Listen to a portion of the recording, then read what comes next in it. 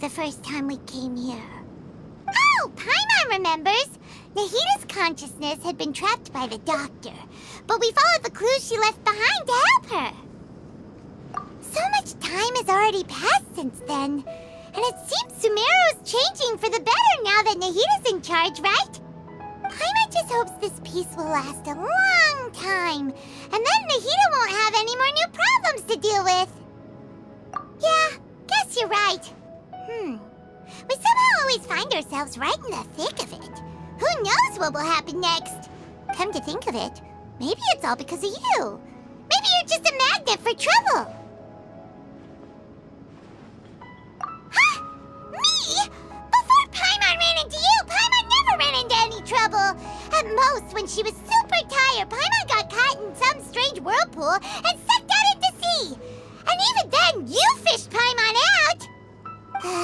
Anyway, for Nahita's sake, maybe we should think about heading to our next destination for now. Ah, look who it is. Running into you in a place like this? I can see you two still love wandering around. Oh, it's Dia! Since when are we just wandering around? We're usually taking care of some serious business, even though it may have nothing to do with our journey. But never mind that. What brings you here? I just finished a commission in the desert for a usual client of mine. Nothing too interesting. Just escorting a shipment of goods. I'm on my... That's when I saw you two all the way over there, chatting away. What were you two talking about anyway? Huh? You serious?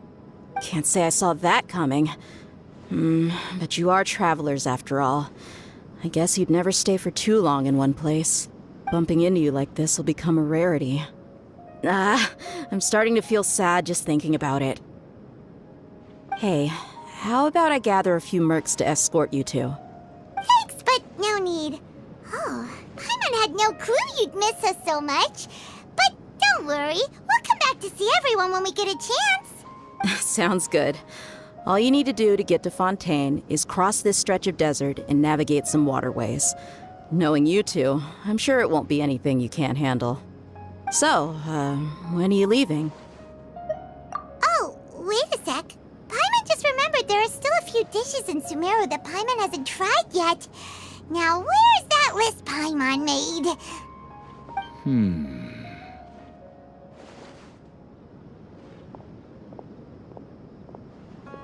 I see. Guess you won't be needing a going-away party or anything. Though, now that I think about it, Sumeru wouldn't be what it is today without you. Seems true heroes always prefer leaving quietly. By the way, should we go say bye to Nahita? Oh, good point. Then there's no need to bother her in the real world. Then, I guess this is goodbye for now, Traveler and Paimon. Whether as a client or a friend, you're always welcome to come find me. Goodbye, Dia. Bye-bye, Sumeru.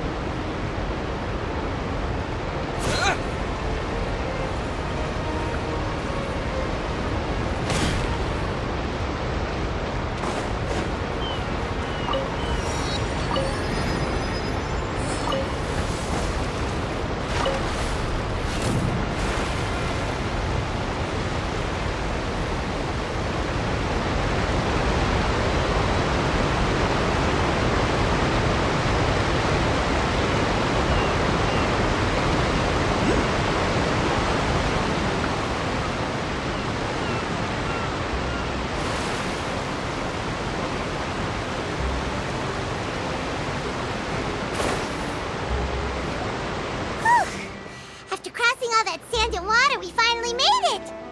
Oh, this must be Fontaine's port. Wow, everything looks so advanced in Fontaine. Paimon's heard that the industry here is extremely developed, and there are all kinds of unusual machines. Just seeing the sights as a tourist is nice, but maybe it would be better if we found something to do. What do you think? Good idea! Nahida gave us loads of useful information. Seeking out the Seven is probably still our best source for information at this point. Yeah, the more we can learn, the better. So, what do you think the Hydro Archon's like? Will we get along?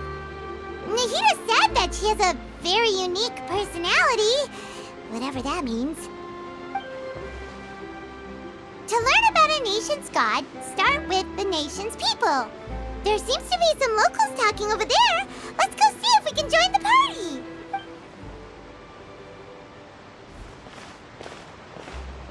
If you ask me, it's a tragedy how things ended for him. Clearly. Yeah, I didn't expect that kind of ending for him. I thought he would at least fight on a little longer for his family. I was expecting a sudden plot twist, but it's a pity that it never happened. Still, his story is quite the tearjerker.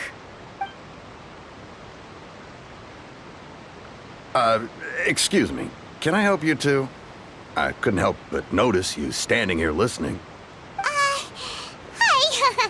We're travelers new to Fontaine, and we had something we wanted to ask, but you seem to be really busy talking about some kind of play, so we didn't want to interrupt. Play? Oh, no. We're talking about something that really happened. In fact, it's a case that was just heard a few days ago. Really? Like, a real trial? But the way you were talking about it and the words you used just now made it sound like some kind of story. Well, good tales are often based on true stories, aren't they? And what you see in reality may also be someone deliberately putting on an act while harboring ulterior motives. Whether something is true or not simply isn't that important. The main thing is whether the story being acted out on the stage is splendid enough. Oh, but it looks like you're not from around here. You probably don't know that the Fontaine Court of Justice is called the Opera Epiclese, or more commonly known as just the Opera House. But, shouldn't court cases be treated a little more seriously than that? Not to question Fontaine's way of doing things. It's just that putting someone on trial is usually a very serious thing. No worries. Other visitors to Fontaine have wondered the same thing. You could say that we just don't want to waste the moving stories behind those cases. And as for your worries about whether the cases are treated with due reverence, we have the absolutely just and honorable Chief Justice Neuvillette, as well as the Oratrice Mécanique d'Analyse Cardinal, a machine created by the Archon. Between the machine and the Chief Justice, false charges and injustice are a thing of the past now. Oratrice? Is it some kind of machine, too? Oh, Paimon's curious. We should check it out if we get the chance. Wait, Paimon almost forgot to ask you our question. Do you know what we should do if we want to meet the Hydro Archon? Oh, that's easy. Just go to the Opera House. Lady Farina practically lives there. You could definitely say it's her biggest passion. I think what they mean is that they wish to speak with the Archon personally. In that case, I'm afraid it's going to be a tad more difficult. You'll have to make an appointment well in advance, and it'll depend on whether or not she has any time slots available. Huh. Is the Hydro Archon super busy taking care of official stuff? Wait, didn't you say that she's always at the Opera House? No. Lady Farina seldom takes an interest with the nation's affairs. The reason it's difficult to make an appointment is simply because she's incredibly popular. That's right. After all, she is the Archon. Though she may tend to get a little dramatic from time to time, people can't get enough of her. Huh. First time Paimon's ever heard of an Archon being described that way before. Wait! Paimon gets now! The Hydro Archon is kinda like a big celebrity here, right? Yeah, I suppose you could say that. Perhaps you could even say our mascot. Hang on. This is still Fontaine's Archon you're talking about. You should show some more respect. Yes, you're right. I guess I should at least try to be a little more respectful in front of visitors. Otherwise, I might get arrested and find myself face to face with Monsieur Neuvillette. Come on. Sure, there's a lot of laws here, but nobody's going to be arrested for saying something disrespectful about the Hydro Archon. Alright, I think we get it. Thank you! At least we now know that we can find the Hydro Archon at the Opera House. But who knows how long making an appointment will take? Guess we could have a look around the city in the meantime. Hey! What are you looking over there for? Huh. Maybe something's the matter. She isn't going to jump into the water, is she? Maybe we better go check on her.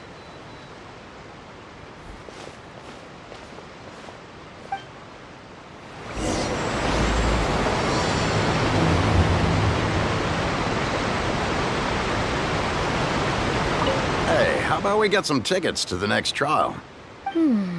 I think we'd better wait and see what kind of case it is first.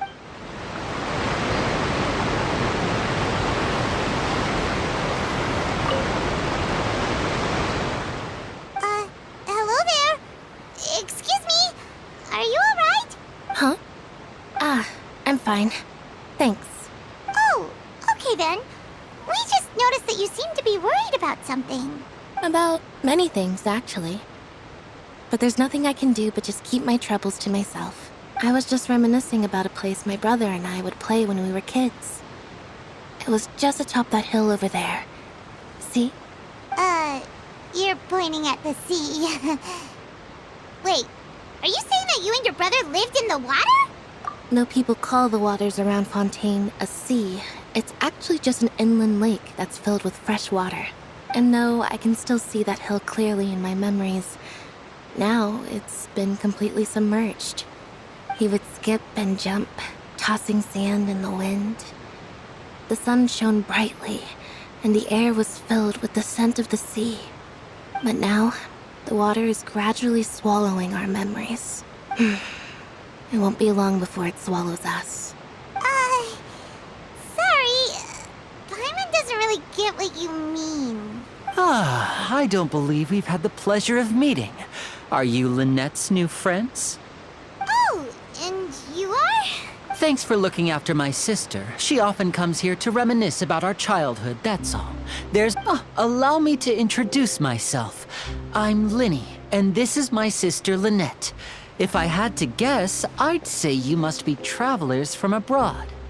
Nice to meet you. Paimon is Paimon, and this is the Traveler. We just arrived in Fontaine. We were just talking with your sister.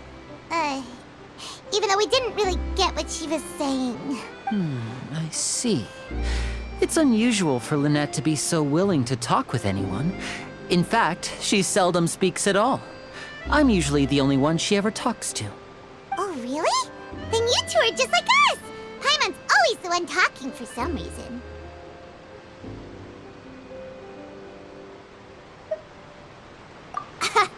So that's how you think it is? I also think my brother can be too talkative at times. Seems you were right, Paimon. We are quite similar. So, what did Lynette mean just now when she said that the water is engulfing your memories, and that it won't be long before it engulfs you too? Oh, that.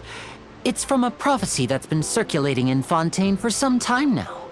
Well, I suppose prophecy isn't exactly the right word, because that implies a certain amount of uncertainty. There's no doubt about what's happening in Fontaine now. Where to begin? Let's put that question on hold for a moment. We still haven't formally greeted each other yet, have we? Did all the introductions earlier not count? Hello, Traveler.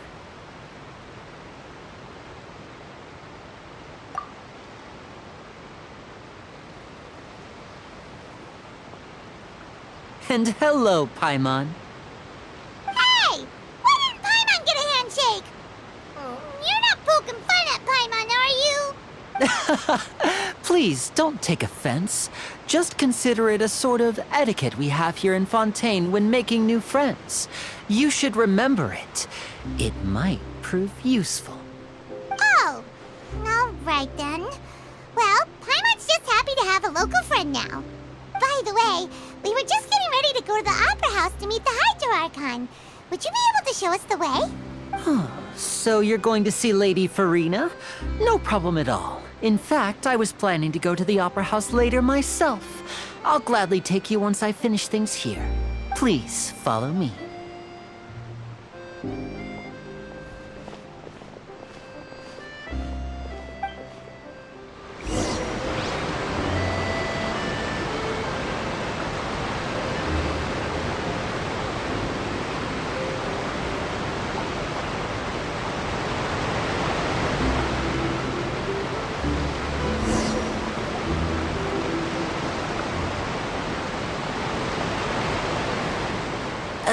You said you were going to see Lady Farina? Well, it seems Lady Farina has come to see you.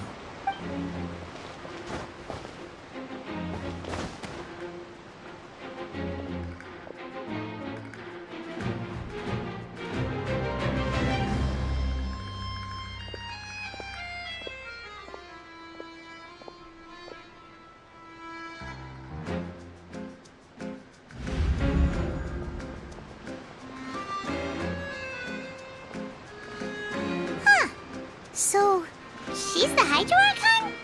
But how did she know we were looking for her? My dear people, rich and poor, those with cup in hand and those with nothing at all, raise your glasses in celebration! If you don't have one, then just raise your hand in lieu.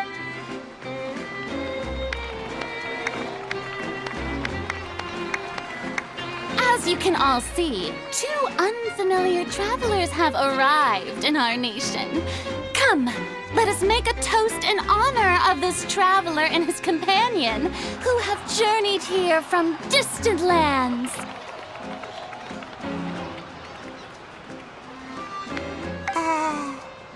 Is she talking about us?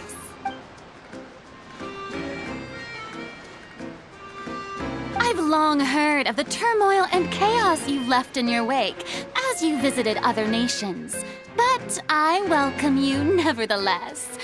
No, I have come to receive you personally. Fear is for insignificant cowards. I am a god, and I will never entertain the notion of such meaningless wariness. You can be rest assured, I see clearly your sincerity. Of course, seeking an audience with me is the most sensible thing to do. It will allow you to truly behold my power and witness my authority. Intelligent people always gather under the... I, Focalor, hereby welcome you to the nation of Hydro and acknowledge the value and significance of your trip. Now, you may rejoice in this.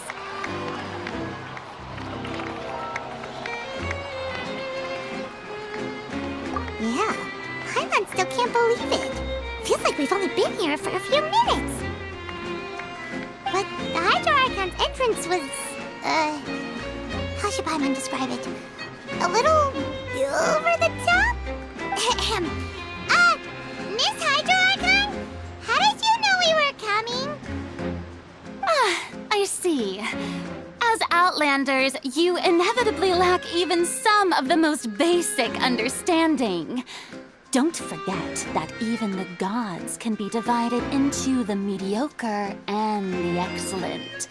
I suppose it's only natural for you to be awestruck by my abilities. You had best stop and consider. Do you really have the noble qualities and etiquette necessary to communicate with a god? All it takes is a flick of my finger for me to know everything about you. Whoa, talk about sounding high and mighty. Oh? What's with these looks? Perhaps the welcoming ceremony still isn't enough? What else should I say then? Is she waiting for us to start talking? Wow, I didn't expect to see Lady Farina here. What a surprise! Wait, does this mean they're the legendary blonde traveler? How did I not notice before? Hey, what's all the commotion? Oh, is that Lady Farina? Is there some kind of drama going on? Of course. That's the blonde traveler. The one all those stories are about. Lady Farina came here to personally see him. Oh, Ooh, I've got to see this. I knew Lady Farina would never disappoint. Yes, but don't get too excited now. My dear believers and spectators alike tend to get quite rowdy, and despite the noise, I've come to tolerate all their ruckus. You may consider this my reward to all of you. I have determined that there will be an epic duel between myself and this traveler from another land, just as you were hoping to see. Now she wants to fight? Aren't we getting a little ahead of ourselves?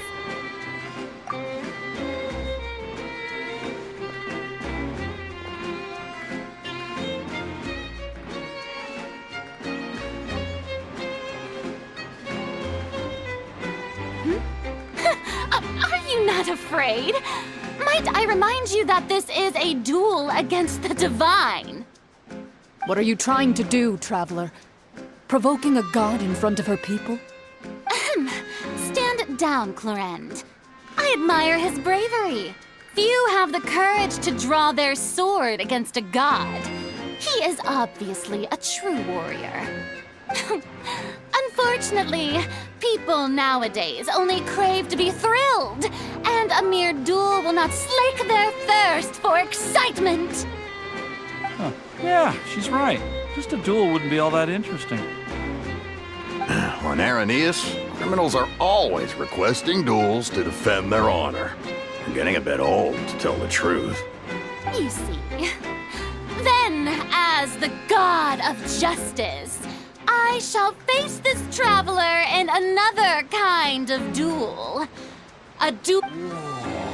All right! Now that'll be worth seeing! Right. This is Fontaine, after all. Such a grand opera house, it would be a pity not to use it. Why do you care so much about the crowd's reactions? Seems you've spent a little too much time in the opera house. Besides, how exactly do you plan to have a duel in court? You mean you're going to put us on trial?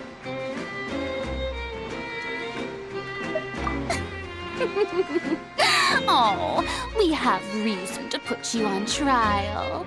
It's obvious, isn't it? According to Fontaine law, no one is permitted to release any flying objects within Fontaine city limits during the first 3 days of each month. You are clearly guilty of violating this law, no? Oh, so that's what they've done wrong. That's our Lady Farina. No one knows the laws of Fontaine like she does. You call that obvious? What kind of law is that? Wait, flying object? You mean Paimon? Precisely! Now, if you two have no objections, then in the name of the Hydro Archon, I order your arrest.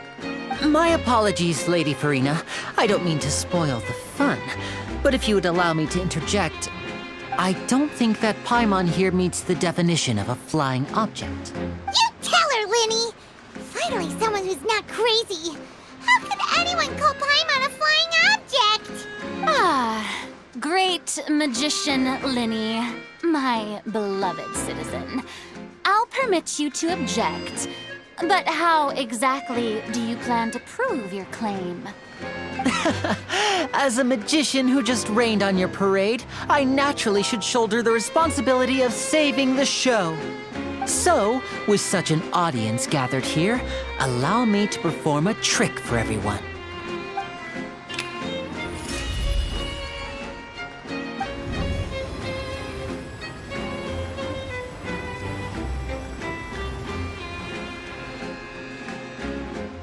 Ta-da! What's that on Paimon's back?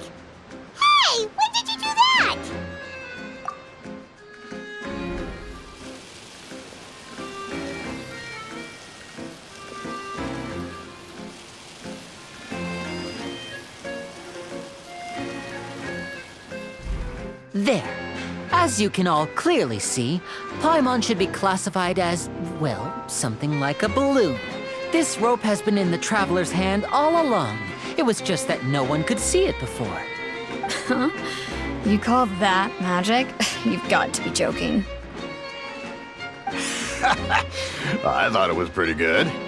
Nice one. Huh? I'm not sure what to think. It seems Lady Farina's charges no longer hold water.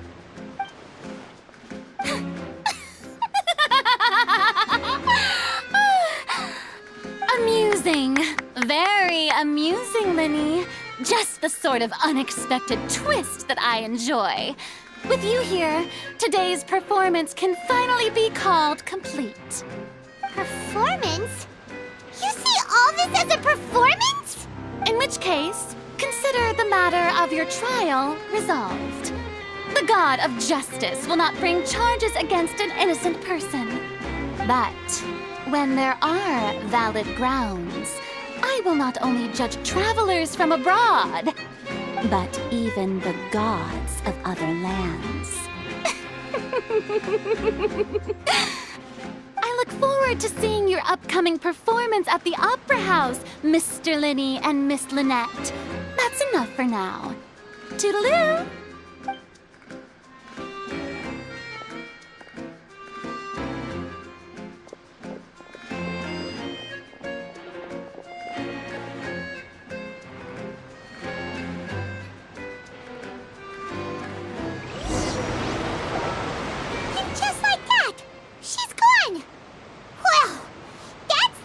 Unpredictable Archon Paimon's ever seen. You never even had a chance to ask her anything. But that's a problem for future Paimon. That whole scene just now was really... Don't mention it. I just happened to remember that there was such a law, so I did a little preparation, just in case. I didn't think it would actually come in handy. So, now do you see what kind of god Lady Farina is? She can be a bit confusing at times, but she is still amenable to reason. Anyway, Paimon had no idea you were a magician, Linny. It sounded like you'll be performing at the Opera House, right? I just know a few simple tricks I use to make a living. Lynette is my assistant. It will actually be my first time performing on the most prestigious stage in Fontaine, the Opera House. But isn't the Opera House where criminal trials are held in Fontaine? When there are no public trials being held, the Opera House hosts a variety of other performances. To the people of Fontaine, the line between a trial and a performance can be a little blurred. And speaking of performances, I would be remiss to forego this opportunity gifted by fate. Might I invite the two of you to see my performance? My brother's always excited to make new friends. Oh, sure. We don't really have anything to do now, and we wanted to go to the Opera House anyway. Splendid. In that case, why don't we go together? I'll show you the way. I just have something to take care of first. You really mean it? Then I'll take you up on your offer. This is a magical item known as a magic pocket. Perhaps you can help me distribute them to the people here. Huh? What are they going to use it for? About that... You asked me before about the prophecy, right? Let me start by telling you a little more about what it entails. I'm not sure exactly when it began, but a prophecy has been circulating around Fontaine. It says that every person in Fontaine is born with sin. No matter how the nation of justice holds trial after trial, this sin cannot be absolved. Until one day, the water levels in Fontaine will rise, and the sinful people will slowly be drowned. In the end, the people will all be dissolved into the waters, and only the Hydro Archon will remain, weeping on her throne. Only then will the sins of the people of Fontaine be washed away. That sounds pretty gloomy. Why are people in Fontaine born with sin? What is that supposed to mean? There are lots of guesses. Some say that the ancestors of Fontaine stole the power of the seas and stirred its wrath. Others say that the people of Fontaine never heeded the first Hydro Archon's warnings and offended Celestia. But here in Fontaine, evidence is what matters. There hasn't been concrete evidence for any of these claims, so they can only be regarded as conjecture. If even the people in Fontaine don't know what sin they committed, wouldn't it be better just to ignore the prophecy completely? Why bother feeling guilty all the time? That's exactly what the people did at first. But in the last few years, the water levels in Fontaine have actually started rising. Many places have already been completely submerged, and now lie beneath the sea. Many people carry on with their lives as before and shrug it off as a natural phenomenon. But my family and I think that the people of Fontaine shouldn't ignore the possibility, which we hope that at least the people who reside near the waterfront can move away before it's too late. So, we've started distributing magic pockets to them. As a magical item, these magic pockets have astonishing capacity. I'm sure they will come in handy when people are moving their belongings. Oh, Paimon gets it! It's like preparing for a rainy day! But... Perhaps only absolute power could ever contend with such a catastrophe. But who knows? We're just tiny specks in the grand scheme of things. Now, if you'd like to help, then please give these magic pockets to anyone nearby. Be sure to convince them to take it, regardless of what they say.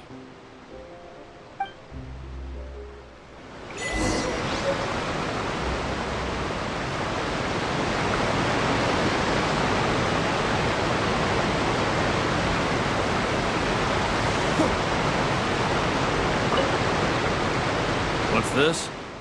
So you also believe in the prophecy. Keep it. I won't have any use for it. what? You mean you don't believe in the prophecy? No, I believe in the prophecy. But I also believe in another story. The story says that people once lived in the ocean.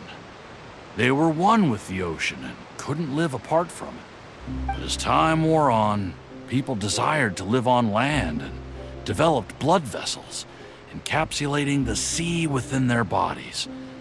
Thus could people set foot on land. So, if you ask me, when the water rises and takes us all, it'll be like we're going home.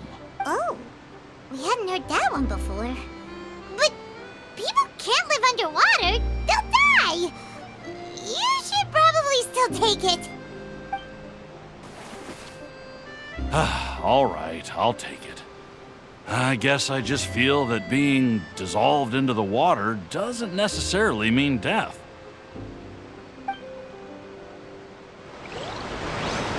What do you think? Pretty interesting story, huh?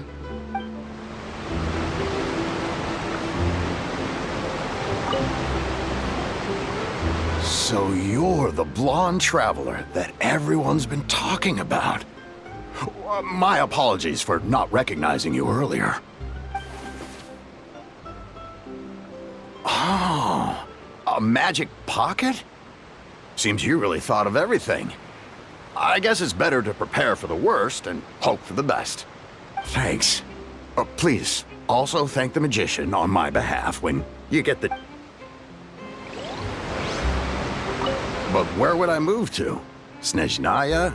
Liyue?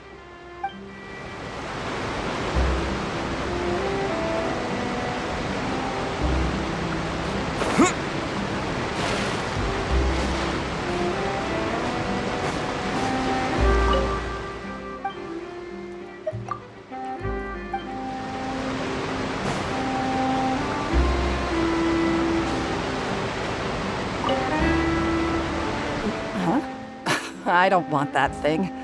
Way I see it, if the prophecy's true, it's still gonna be a long time before the water can cover everything. Life is all about living in the moment. What use is there in worrying about the future all the time? You should still take it. You never know when it'll come in handy. Oh, all right, fine. Thanks. It's just that if I start moving, that means I've already given up on the life I have now. I'd really rather not.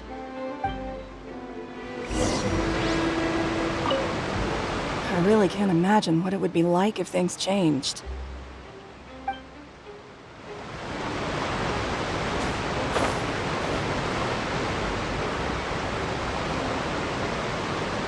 Oh?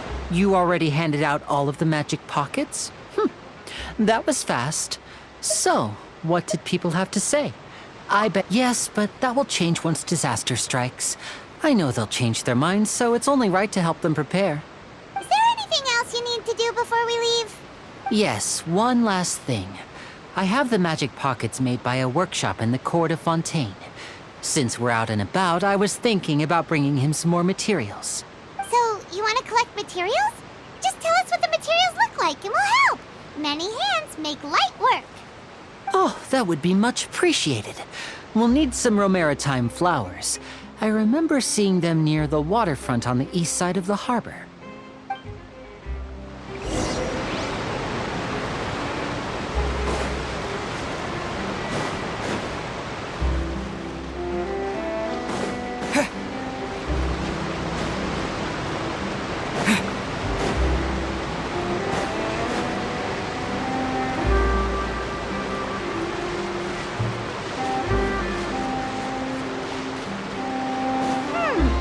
It seems we have to use Hydro to collect Romaritime flowers.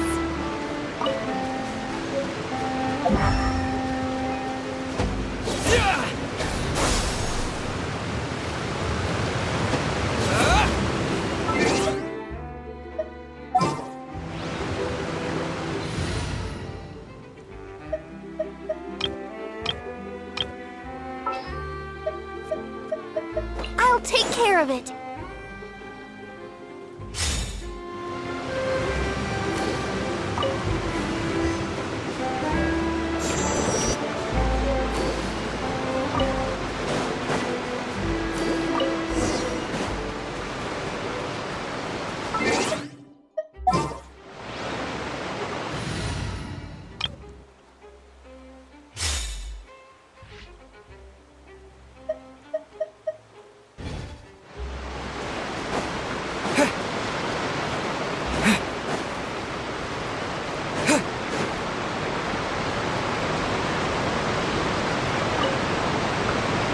You made quick work of that. I can tell you're an experienced traveler. I've also finished collecting a few here. Maybe next time you'll feel like helping too, Lynette. No way. I'm in power-saving mode today. Otherwise, I fear I may not have any energy left for the performance at the Opera House. Fine.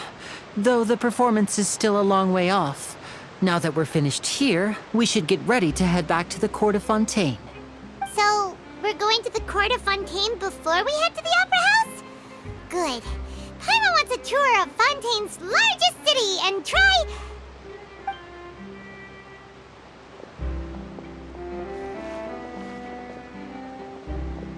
Wait, shh. Have you noticed that person over there? The young girl. Huh? What's wrong with her? Paimon didn't notice anything. She's obviously a thief. Magicians and thieves practice similar methods. We divert attention, and a distracted audience is one that won't discover what you're really doing. Watch her movements carefully.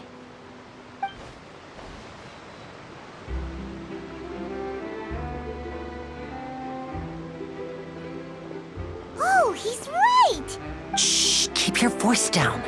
We need to think of a way to catch her, but it seems she's very alert. Perhaps we should split up. You two can ride the lift over there and wait up top. I bet that'll be her escape route if she tries to run. All right, let's go.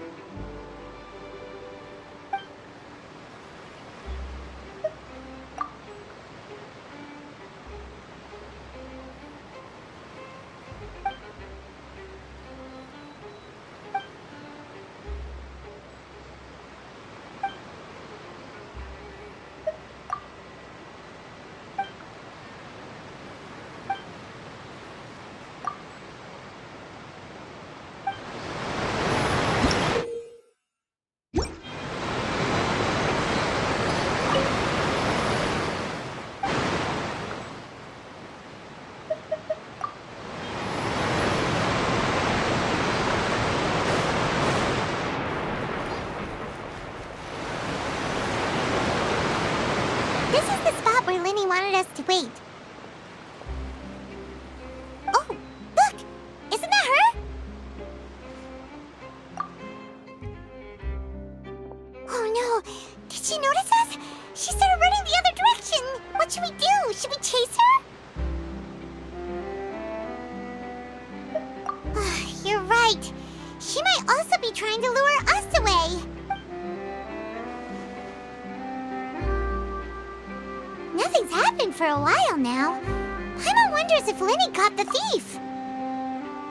Yeah, let's go.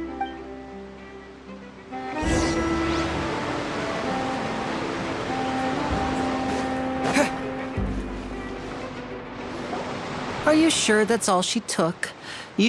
No, that was all. Oh, I can't thank you enough.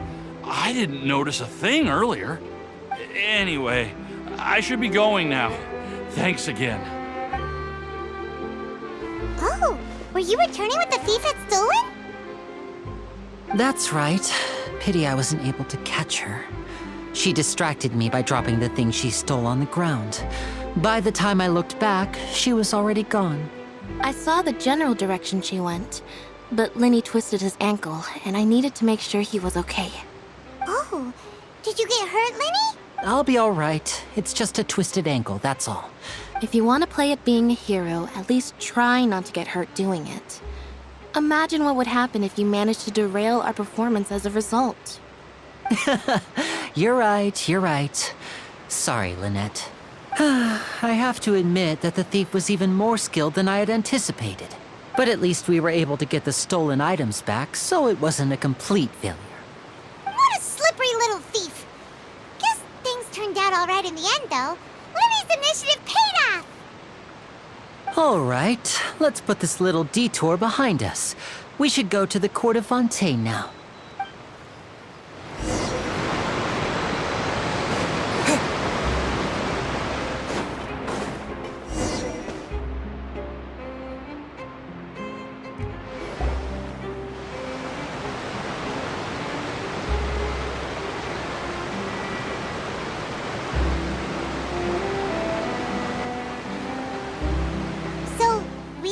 This thing to go into the city? What an ingenious way to get around! People in Fontaine really know how to use water! This is an aqua bus. It allows people to travel between several key locations around Fontaine. It's pretty convenient, but the ride can become a little dull after a while. The scenery is always the same. That's why it's better to travel with friends. So you mean it's still boring even when I'm riding with you? No, that's not what I meant. It's just that, well, you don't really talk that much. Besides, it doesn't really feel like a real trip when it's just the two of us. It's the same as being at home. Whatever. Guess that's what it's like to be an older brother. It's about time for us to leave. Let's get on board.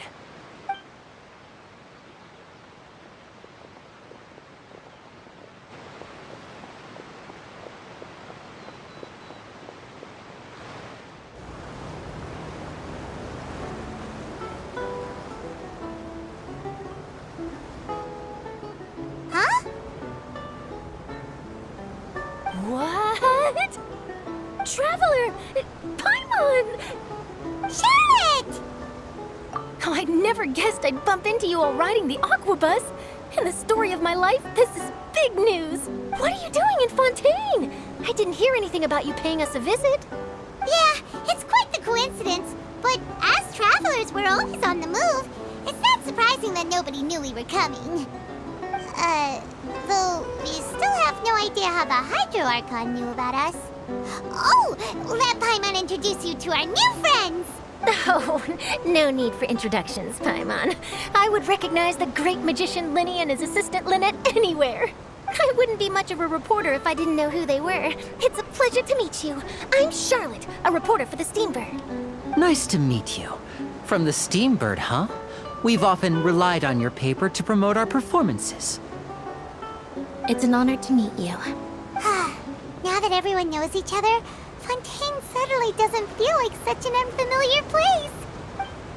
So, what have you been up to lately, Charlotte? Any big news? Not too much. When there isn't any breaking news, I mainly cover the trials at the Opera House.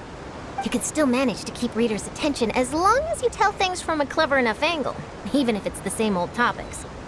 For example, reporting on how a scammer once deceived vulnerable girls into relationships, or how a financial criminal was once so poor that they ate a single piece of bread for 5 days. Ah, you're right. Seems you know me pretty well. What I'm really after is exclusive, sensational news pieces that could shake the country. These smaller stories are a waste of my talents. Oh, I just remembered. I've been following a case lately. Well, a series of cases, actually. You mean the serial disappearances of young women case? That's right! These stories are the talk of the town right now, and it's probably the most mysterious case we've ever seen. If I'm the first with a draft ready to publish when the case is finally cracked, and it's the headline story in the Steambird, oh, when that happens, I bet all the other reporters will shed tears of envy. I've already gathered all kinds of materials. I just can't wait for the truth to be revealed. So, what is the serial disappearances of young women case? You mean the culprit hasn't been found? That's right. The first missing girl case happened almost 20 years ago. And ever since, after a period of time, another girl disappears. What the cases have in common is that the girls are all of a similar age, and that but the scariest part is that to this day, none of the girls have ever been found. Many suspects have been arrested over the years in connection with this case, but shortly after each arrest, another disappearance would always happen. Yes, it's possible. But either way, I believe that every case has some precise truth behind it, waiting to be exposed. Yes, I agree. And at the very least, the family of those missing girls deserves some sort of explanation. I just imagined for a second what I would do if Lynette were to suddenly disappear. I'd pay any price to get her back, and then find a way to track down the culprit. Please don't imagine that, Lenny.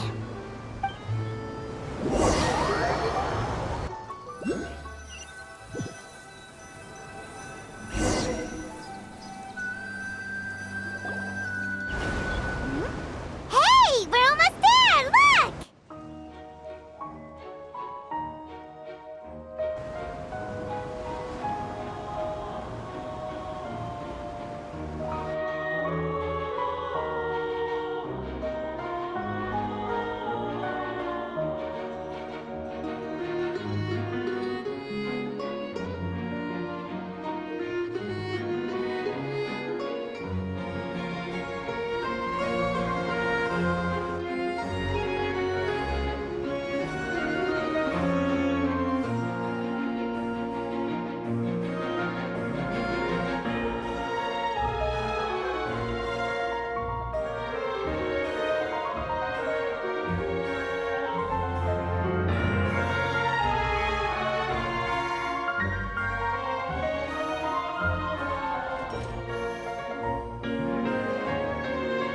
Well, I really enjoyed chatting with you. Life should be full of pleasant little surprises like this. Yeah, us as well. The ride went by too quickly. I have an interview to get to. I should get going before I'm late. Okay, Hyman hopes we can chat again soon, Charlotte. See ya! Bye now. Oh, be sure to stop by and see me at the Steambird when you have time. What a tough job. Always running around and interviewing everyone. Well, where should we go now? If you don't mind, how about we stop by my home first? Besides, I still have all the materials we collected. Sure, we wouldn't mind at all. This city is so huge, Paimon wouldn't know where to start anyway.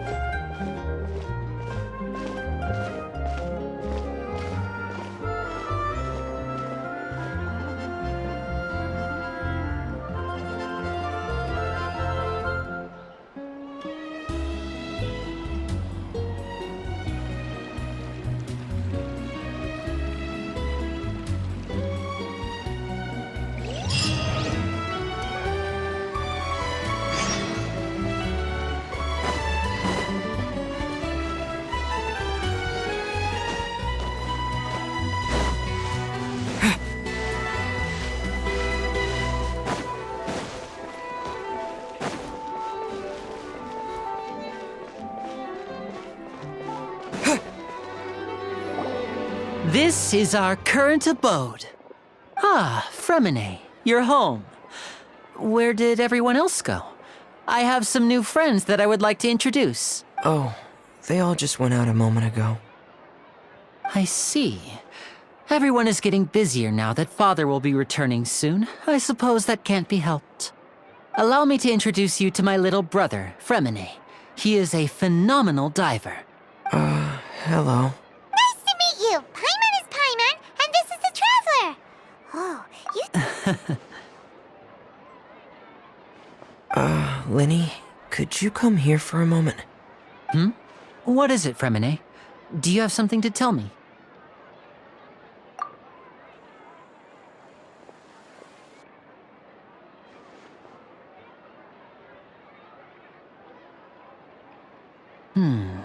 Okay, I see. Is everything all right? Oh, it's nothing. We were just discussing a little housework. So, before I forget, the Traveler and I collected more materials to make magic pockets. Were you able to get any, Fremine? Yes, I went diving and gathered lots of materials. I was about to give them to you. That's our Fremine, always quick with the underwater work. All right, I'll take these to the workshop.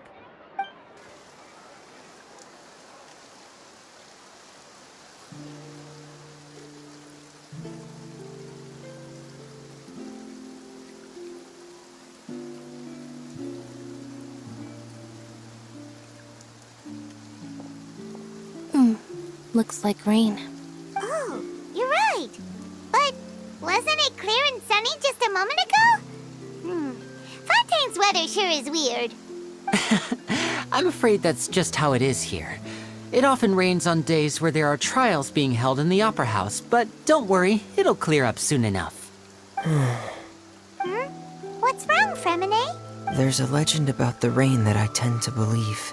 It's said that a dragon of water once resided in Fontaine. Though we don't know where the dragon went, every time it weeps, the skies will cloud up and pour out rain. When I was a child, my mother told me that if I wanted to go outside and play, I should yell toward the sky at the top of my lungs. Hydro Dragon! Hydro Dragon! Don't cry! If it's an elemental dragon, then having the power to make it rain wouldn't be very unusual. Let Paimon try something. Hydro Dragon, don't cry!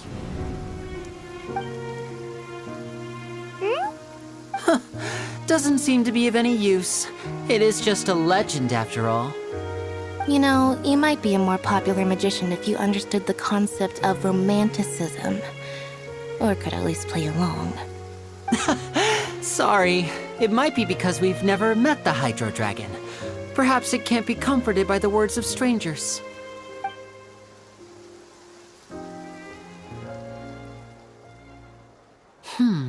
It rained for longer than I suspected.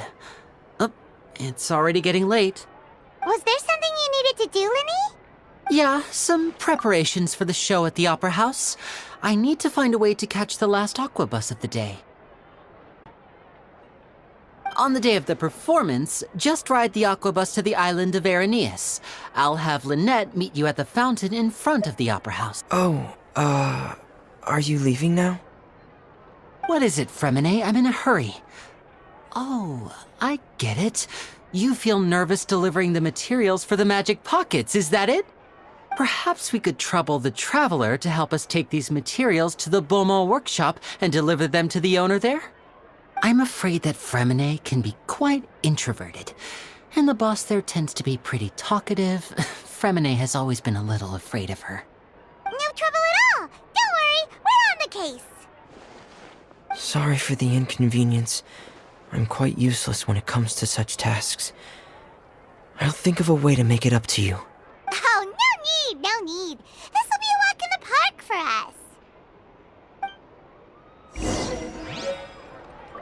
us. Thanks again, you two. I really can't deal with that lady.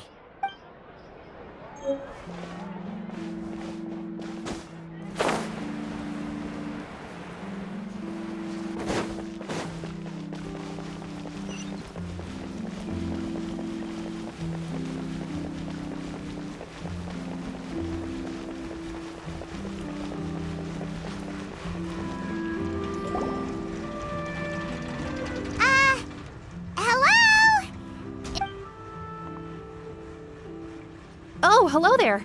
New customers? Looking to buy, or do you need something made? Or for— Oh no, we're just here to deliver some materials. Here they are. They're for making... these must be for magic pockets. I could tell right away. I've already made several orders worth now. No need. They've already prepaid several batches worth. When they told me what they'd be using them for, I even offered them a discount. But they insisted on paying the full amount, saying that I had a business to run.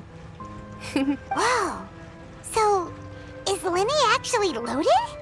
I can't say for sure, but who knows? Maybe there's good money to be made being a magician in Fontaine. Hey! Is this machine what you use to make stuff here? It looks really advanced. Why use your hands when a machine can do the work? It would be a waste not to use the latest technology, and wasting is a kind of crime. But where does a big machine like that get its power from? Well, it's a little complicated. I'm not sure I can put it in layman's terms for you. But basically, everything we usually use here in the city is powered by indemnitium. It's a type of energy that's produced from trials. Huh? How can trials produce energy? Well, I'm not completely sure of all the details myself, but basically, when a trial is in session, the Oratrice Mécanique d'Analyse Cardinale harvests people's belief in justice and converts it into energy to be used all around Fontaine. So that's what its other function is? Paimon heard that the Oratrice was created by the Archon to make judgments. But Paimon still doesn't get it. How could something unreliable like people's beliefs be turned into a stable power source for these machines? Oh, yeah! So that means the Hydro Archon relies on the machine to take the energy created by belief and turn it into power for all of Fontaine, right? Even though I've never heard anyone really put it that way before, it sounds like it makes sense. Besides indemnitium, we have another type of energy called pneumosia. It isn't produced by the power of the Archon, but it is unstable by nature. Even now, it still cannot be widely used by civilians. I thought I'd find you hard at work, but here you are chatting the day away. Since you're already talking, I'm sure you wouldn't mind a few words with me. You again?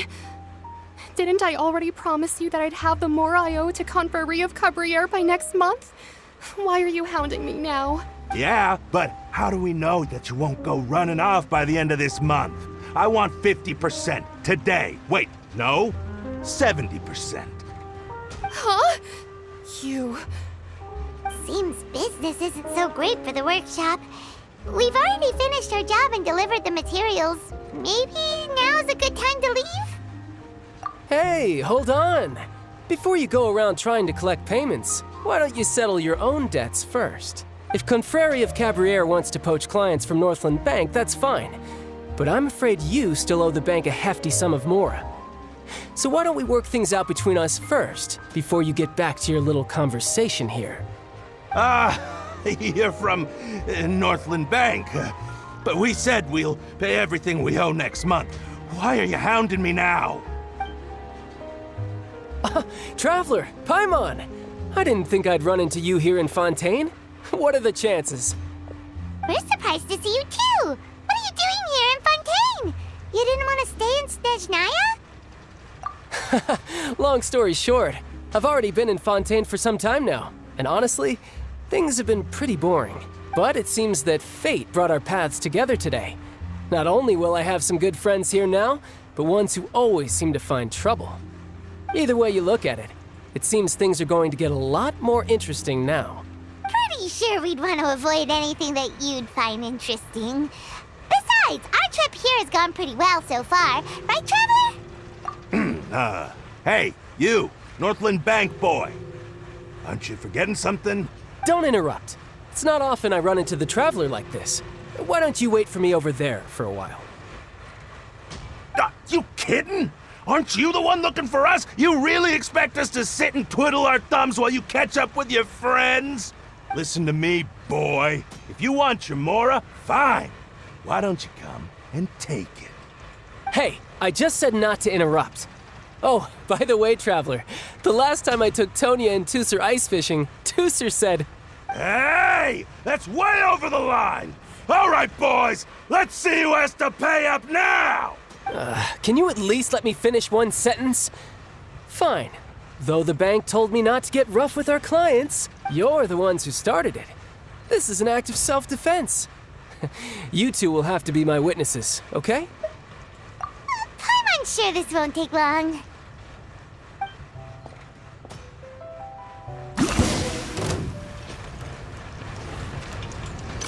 Shouldn't let your guard down.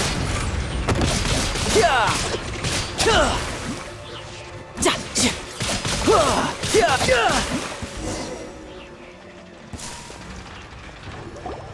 Oh, what's your deal, Brad? How are you so strong if you're just a staffer from Snezhnaya's Northland Bank? Wait, don't tell me you're... Oh, now you notice. It's a little late, don't you think? Just make sure you understand that you don't mess with Northland Bank.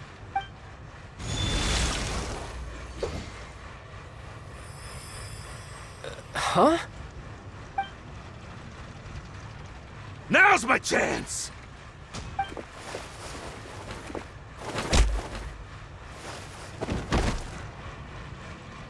Huh. That was weird. I'm not sure. It's as if I suddenly lost control of my hydropowers when I needed them. Maybe there's something wrong with my vision? Strange. How could that happen? First time Paimon's ever heard of someone losing control of their vision.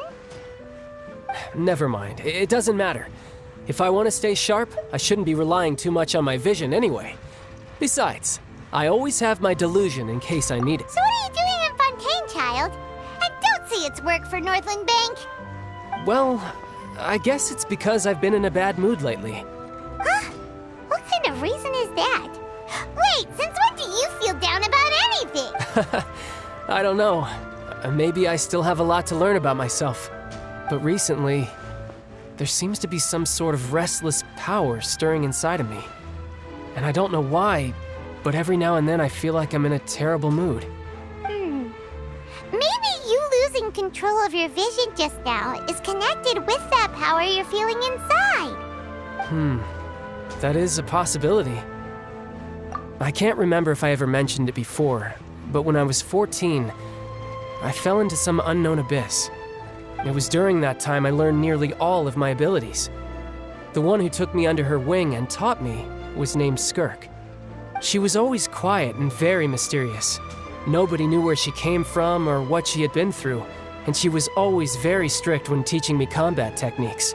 One time, I asked her why she was willing to take me on as an apprentice. From what I could make of her answer, it was because I had awakened it, and traces of it remained on me. She said that all my combat training would be useful in the future. But what is it? What did you awaken? She never explained that, but my guess is that it's related to a dream I saw when I had just fallen into that abyss. In my dream, I was in the deepest depths of the sea, and the boundless seabed was all around me. But in front of me appeared a whale that was so massive, I felt... A whale? Oh, that sounds familiar! When we fought against you before, you summoned a huge whale that seemed to leap at us. Is that the one?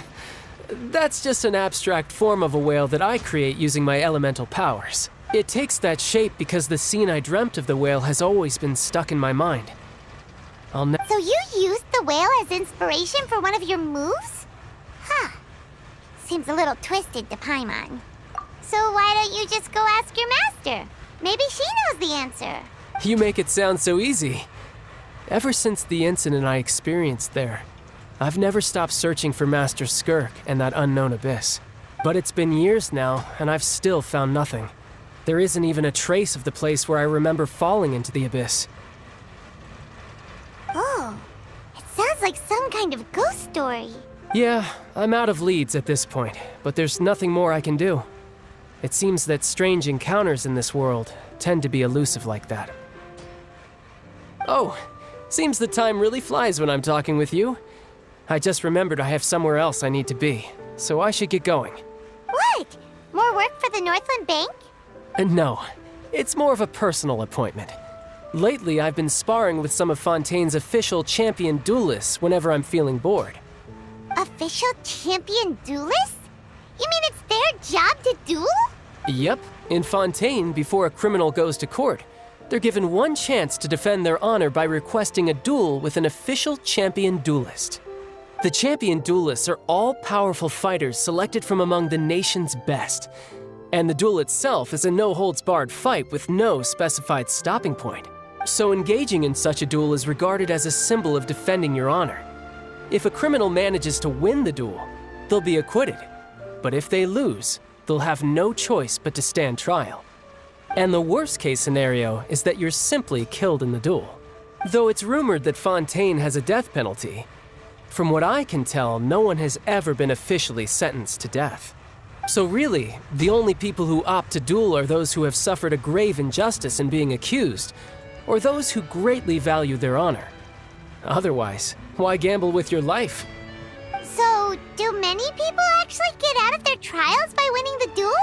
Apparently, it's exceedingly rare for anyone to actually win. Fontaine probably enacted this system as a way to show that the nation respects the honor of its citizens. Besides, none of the champion duelists are to be trifled with, which is exactly why I was itching to face them as soon as I got to Fontaine. Apparently, the one I'm meeting today, Clarende, is the strongest of the champion duelists. I had been asking her for some time before she finally agreed to face me today. Well, that's child for ya. Paimon feels like we heard that name somewhere before. Clarende. Huh. Oh, before I forget, I want you to have this. Huh? Your vision? You're seriously just giving it away? I'm just worried that it could become uncontrollable again. I'd be pretty upset if it got in the way of my duel, so I think I'll be better off without it for now. Besides, I just need you to hold on to it for a short while. I'll come retrieve it when I have some time later. Paimon knows what you're up to. You just want an excuse to come talk to us again, don't you? Whatever gave you that idea? I'll be in touch later.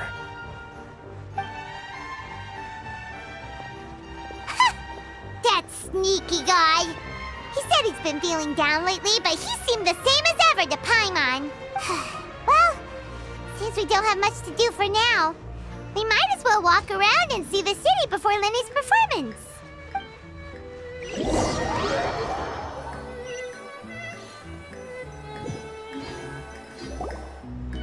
Wow! Who could have seen that coming? The reporter who was barely around for most of the story was the murderer all along! Sorry. Paimon was just surprised, that's all. Paimon never saw that twist coming. The murder mystery novels here are amazing! The whodunits here in Fontaine are a lot different than the light novels you see from Yai Publishing House. Both have their merits, but Paimon thinks this style of novels are more, well, novel. It's so exciting to reach the moment when the mystery is uncovered, especially in the one Paimon was just reading. You should buy a copy and read it too. Oh, sorry about that. Paimon will be more careful next time. Hey, shouldn't we be heading to the Opera House to see Lenny's performance soon? It's almost time for the show to start, so we should get going. Lenny said that the Opera House is on Aranias, so let's go ride the Aquabus!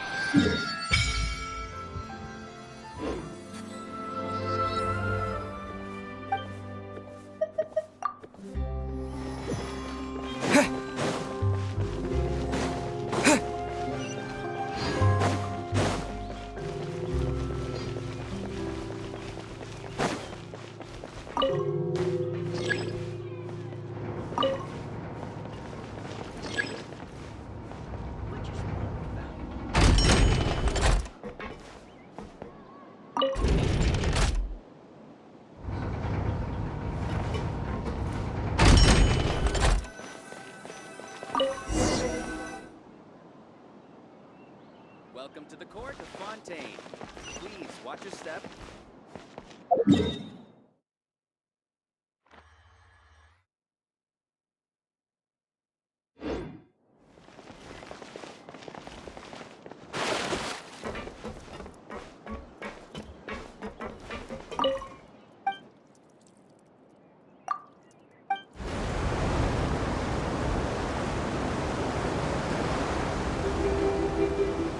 Welcome to the Navia line. I am Elfan. The boat will be departing imminently. Please do not stick your head, hands, or other body parts outside the boat. The Aquabus operator is not responsible for any accidents or injuries resulting from doing so. Also, please remember to buy the Steambird, though I don't read it myself. The destination of the current tour is Erinias. Points of interest worth visiting include the Fountain of Lucine and the Opera Epiclese. If you look to the left in the direction we are currently traveling, you will see the famous Fontaine Research Institute up in the sky. An experiment gone wrong turned new sightseeing opportunity. Human ingenuity truly is a wondrous thing.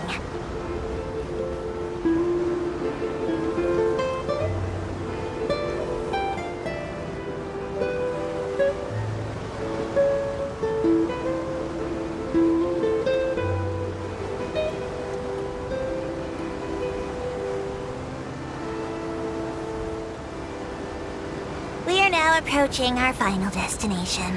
Please be sure to bring all your personal belongings with you as you disembark. Even though I will take any forgotten items to the lost and found, the paperwork is rather annoying as Melusine hands are not suitable for grasping pens. Please be careful when disembarking. It has been my honor to be your tour guide this trip. Thank you.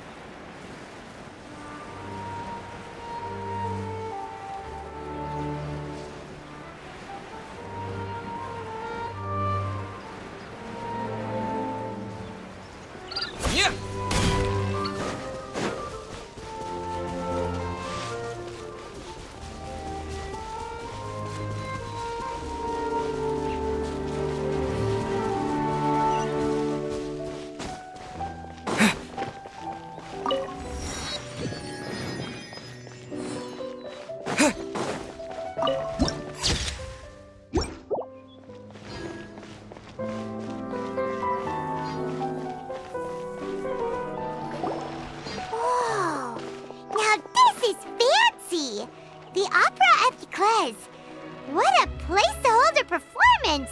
No wonder Linny and Lynette were looking forward to it. Huh. Looks like there's a lot of people standing around the fountain up ahead.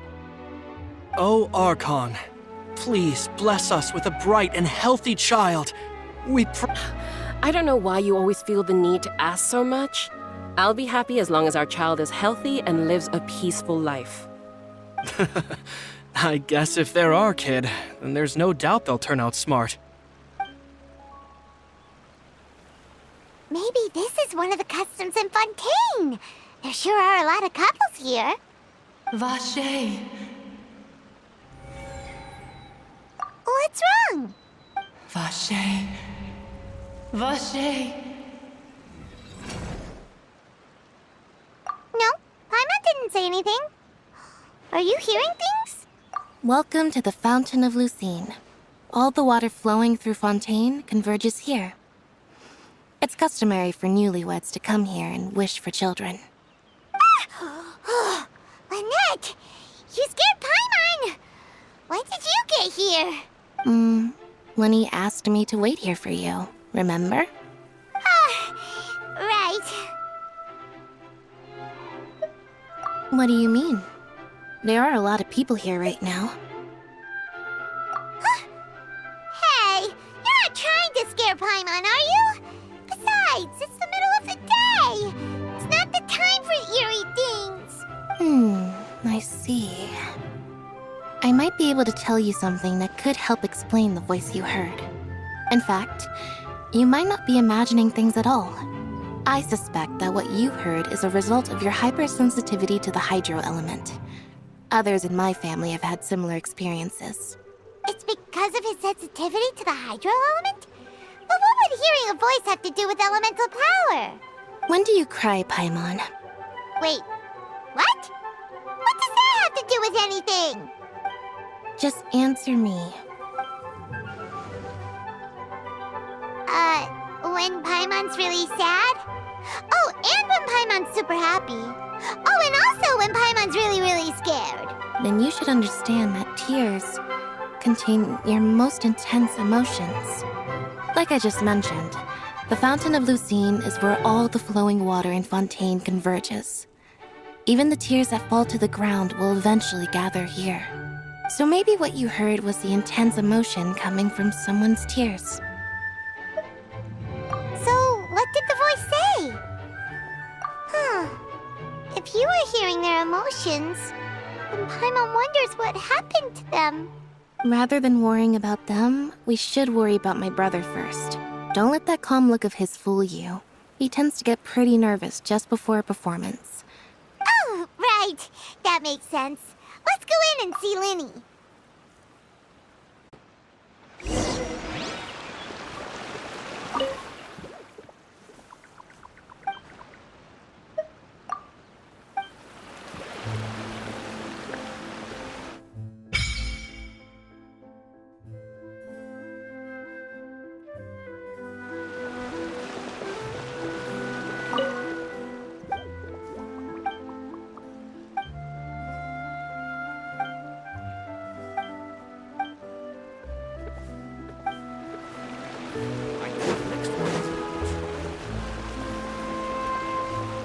Honestly, I'm not a big fan of opera.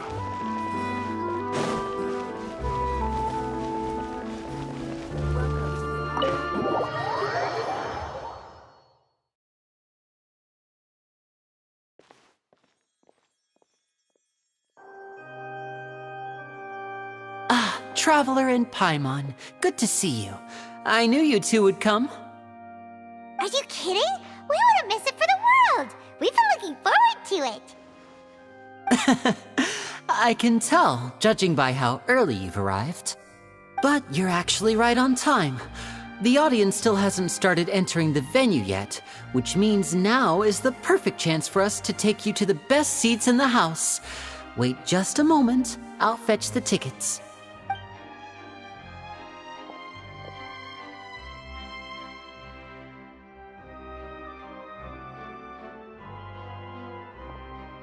The Opera House has assigned seating, so you always have to make reservations.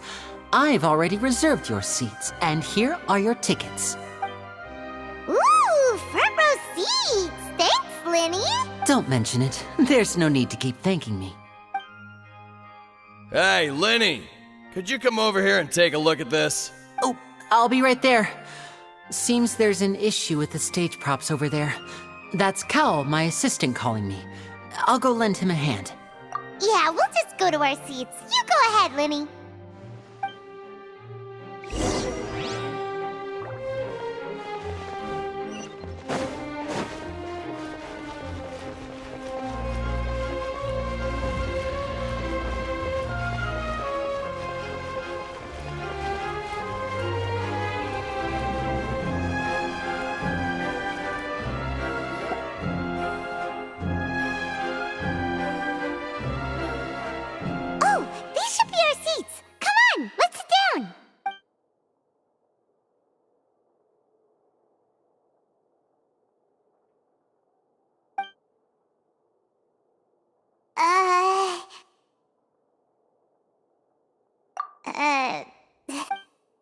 Hey, Traveler. Maybe we should strike up a conversation with the person next to us. Since we're sitting together and the rest of the place is practically empty still. It's... you little... Of course you put this on Paimon. Excuse me, I did not realize you felt awkward. I am terribly sorry. I would be perfectly happy to chat with you if that is what you would like. Oh, so you heard all of that, did ya? Boy, you sure have good ears. Paimon thought she was keeping her voice down. Wait, that's not it. Paimon's... Sorry. Paimon's the one who was being rude, talking under her breath like that. So, let's talk, but, what should we talk about? Oh, Paimon's got it. You're also here early and sitting in the front. Are you a friend of Linny's too? A friend, you say? Well, if Mr. Linny would like to be my friend, I would be more than happy to reciprocate. Oh, so you're not friends with Linny then? Oh, this is getting more awkward by the second. Paimon nearly forgot to make her introduction. Nice to meet you. Paimon is Paimon, and this is the Traveler. We just arrived in Fontaine. It is an honor to meet you two. I have heard of your deeds across Tevat, and as required by proper etiquette, I will also introduce myself. I am... Oh, Monsieur Nervillet! What an honor it is to have you here to see my show! Ah, Mr. Linny. I should say it is in fact an honor for me to see your performance in person. Wait, Nervillet? Could he be... I saw you all chatting just now, but it seems you still don't know who Monsieur Nervillet is. Allow me to introduce you to Fontaine's Chief Justice. That seat is always reserved for him.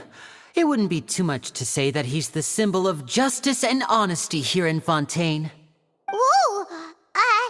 Sorry for being so rude just now. Paimon had no idea you were such an important person. No offense taken. Being Chief Justice is merely what I do for work. Nearly every person has their usual reserved seat, so I'm not so special, really.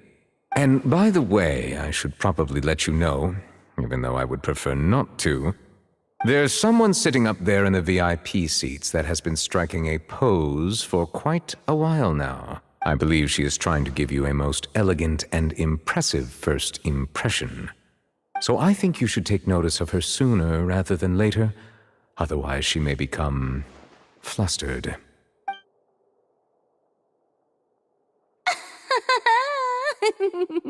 Huh? Oh, it's Farina, the Hydro Archon. Huh. She sure has a smug and satisfied look on her face. Guess she has no idea that you saw right through her act. Very good. That is for the best. No need to pay her any more attention. We may now enjoy the show. Huh? So is this what things are like between the Chief Justice and the Hydro Archon? All right, please wait just a moment longer.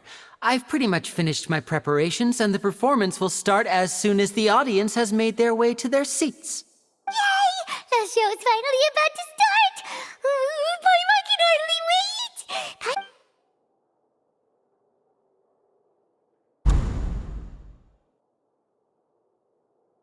Oh, they're dimming the lights! The show must be starting!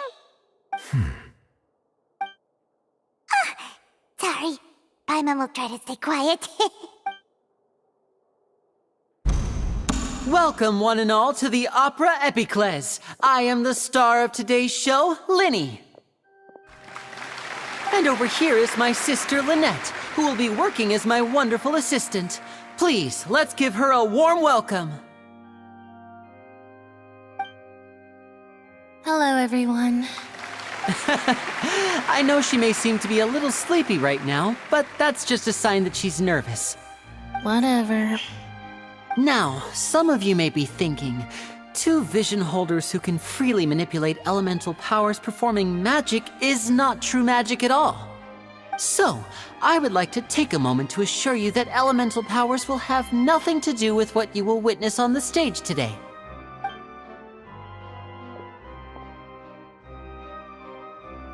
Both Lynette and myself have removed our visions for the show. That way, even the gods won't be able to help us. Oh, good point. That's what makes the show real magic. Now, without further ado, let the show begin. Lynette will now exit the stage to make some preparations. I know you might miss her, but don't worry. She'll be coming right back on stage momentarily. Perhaps in an unexpected way. I'm sure she'll be stealing the spotlight soon enough. Oh, and before I forget, there's one more thing I should say. You never know what can happen in the blink of an eye. A magician's greatest skill is making things disappear or appear. The possibilities are endless.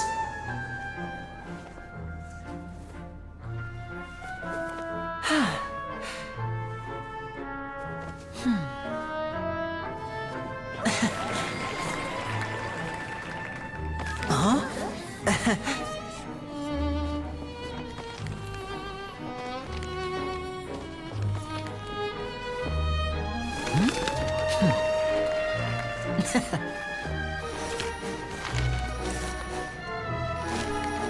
But this isn't what you came for. These little tricks, you've seen them all before.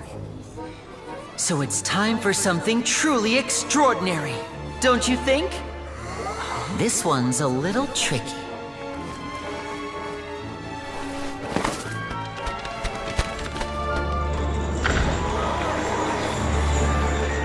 Using this water tank, I shall make my sister vanish completely, right before your very eyes.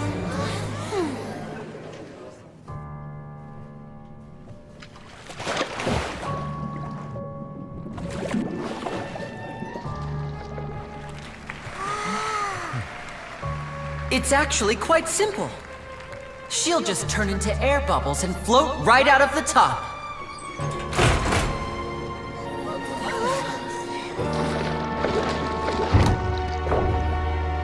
Oh no! I told them to check all the props carefully. With the lid on, even air can't escape. An amateur magician would be getting very nervous right around now. Luckily, it's me on stage, so let me show you what a true virtuoso can do.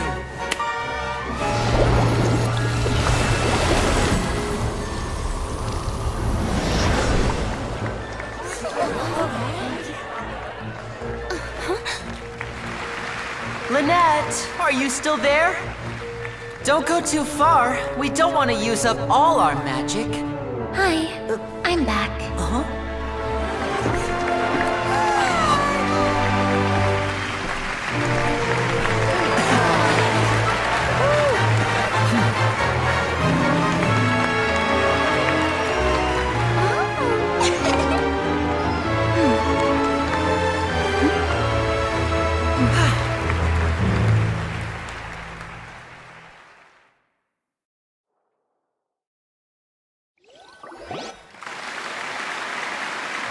Whoa! What in the world just happened? How did he do that? Paimon didn't see him do anything. Wasn't Lynette inside the water tank? How did she disappear and then reappear out of nowhere? If we could see easily through his tricks, then that would mean that his skills are still lacking. To appreciate magic, you should focus on the show happening on stage, rather than getting caught up in trying to see that which has been intentionally hidden. Guess you're right. Paimon couldn't believe her eyes when Lynette reappeared. Amazing! Thank you everyone. I'm glad you enjoyed that performance. But our magical journey has only just begun. I've prepared even more astonishing surprises for everyone here. The magic of transformation and disappearance can go far beyond what you've just seen. I'm sure many of you are thinking that escaping the water tank was impressive enough, but Lynette is still my assistant after all. In which case, I have ample time to make all necessary preparations. So, for my next trick, I will require the participation of one lucky audience member. Please, if my assistants could bring out the magical boxes now. There are 2 boxes and only 2 boxes. One is here, and one is there in the aisle among the audience. I'm sure many of our clever audience members have already guessed our next magic trick. A swap! Our lucky audience member and I will each enter a magic box. After 1 minute, we will each emerge from the opposite box. Now please, everyone pay very close attention to the box you see here. Don't give me any chance to make a move. Wow, how's he gonna do this? Hey, do you think this is all magic tricks, or does Lenny have actual superpowers? The lucky audience member will be generated by this random number selector. It selects numbers entirely at random. Even I don't know who will be chosen to participate. Now then, let's begin. Let me see. Oh, row 7, seat 3. Congratulations! You now have the chance to experience magic firsthand for an entire minute. Please, come forward. My assistant will take you beside the magic box. I'm sorry, it might be a little cramped inside, but no need to feel nervous. We've carefully arranged everything for you to be as comfortable as possible. You don't need to do anything, but no matter what strange things may happen, don't come out of the box.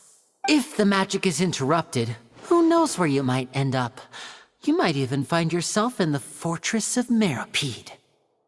Oh, okay. All right. Before I enter the magic box, there is one more thing I need to ask the audience to do. Could you all give me a countdown? Like this. 60, 59, 58. Just keep counting down. You can go a little faster or slower if you like. I won't be able to see anything in the pitch black box, so I'll be relying on your voices to know when time is up. Oh, and no tricks now. If you quickly count from 60 in just 30 seconds, then I'll be in a tough spot. Ooh! Paimon kinda wants to count faster after hearing him say that! No, that won't do. I can see it in your eyes. You still can't be trusted. Let's practice together. Come on, repeat after me. 60, 59, 58. 60, 59, 58! That's right, perfect. Keep it going. All right, I'll see you all on the other side once you've finished counting. 54, 53, 52? Why aren't you counting, Nervalet? I am counting in my head. I think things are exciting enough in here as it is. Merely a consequence of my identity and personality. Do not worry about me. Just enjoy the show. Oh, all right. You look so serious that Paimon thought you might be feeling uncomfortable or something. 40, 39, 38! Mr. Linney, are you all right in there? Is everything ready?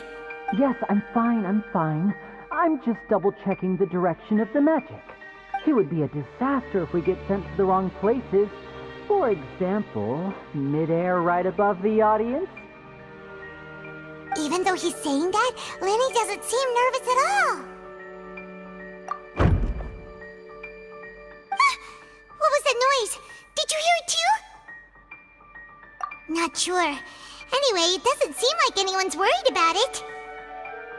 25, 24, 23! What's wrong, Mr. Linney?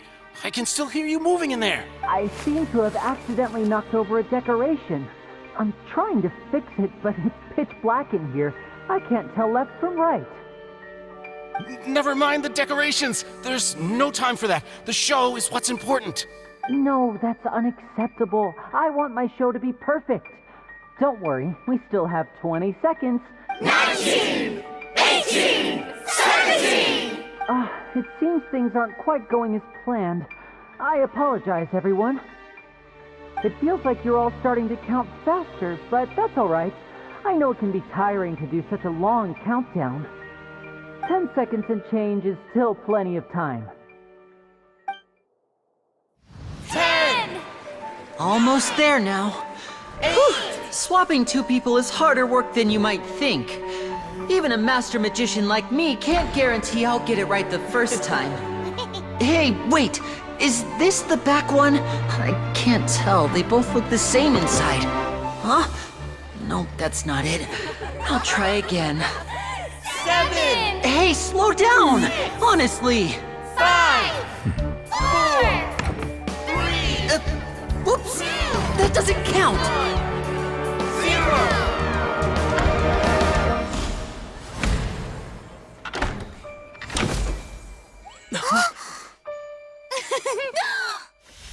Ta-da!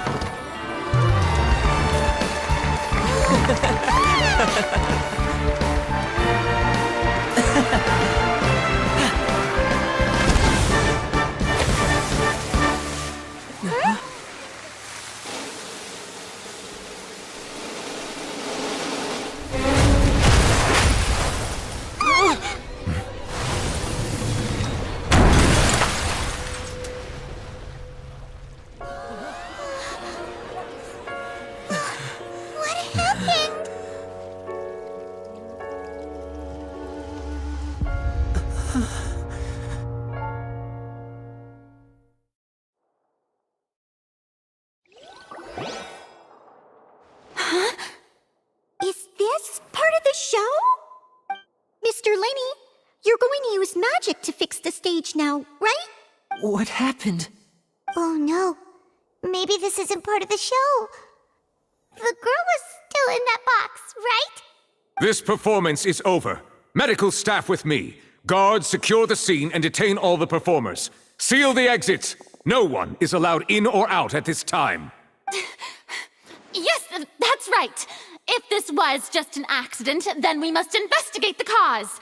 But if this was all part of some scheme, then those accountable will not escape the judgment of the God of Justice. No need to be alarmed, you two. We'll get to the bottom of this soon enough.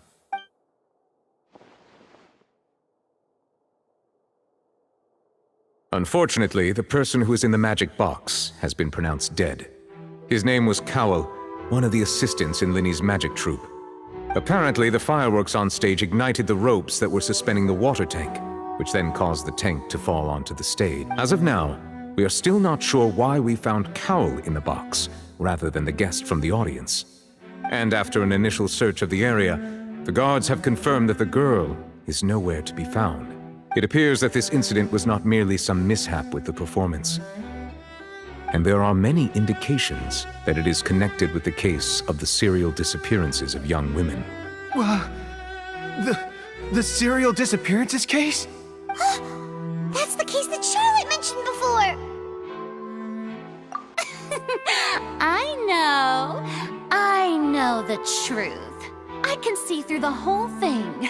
Really, using such a shallow and obvious mystery as his finale. Did he really underestimate us that badly? I say that our powerful magician, Mr. Linny, is now the prime suspect for the serial disappearances case.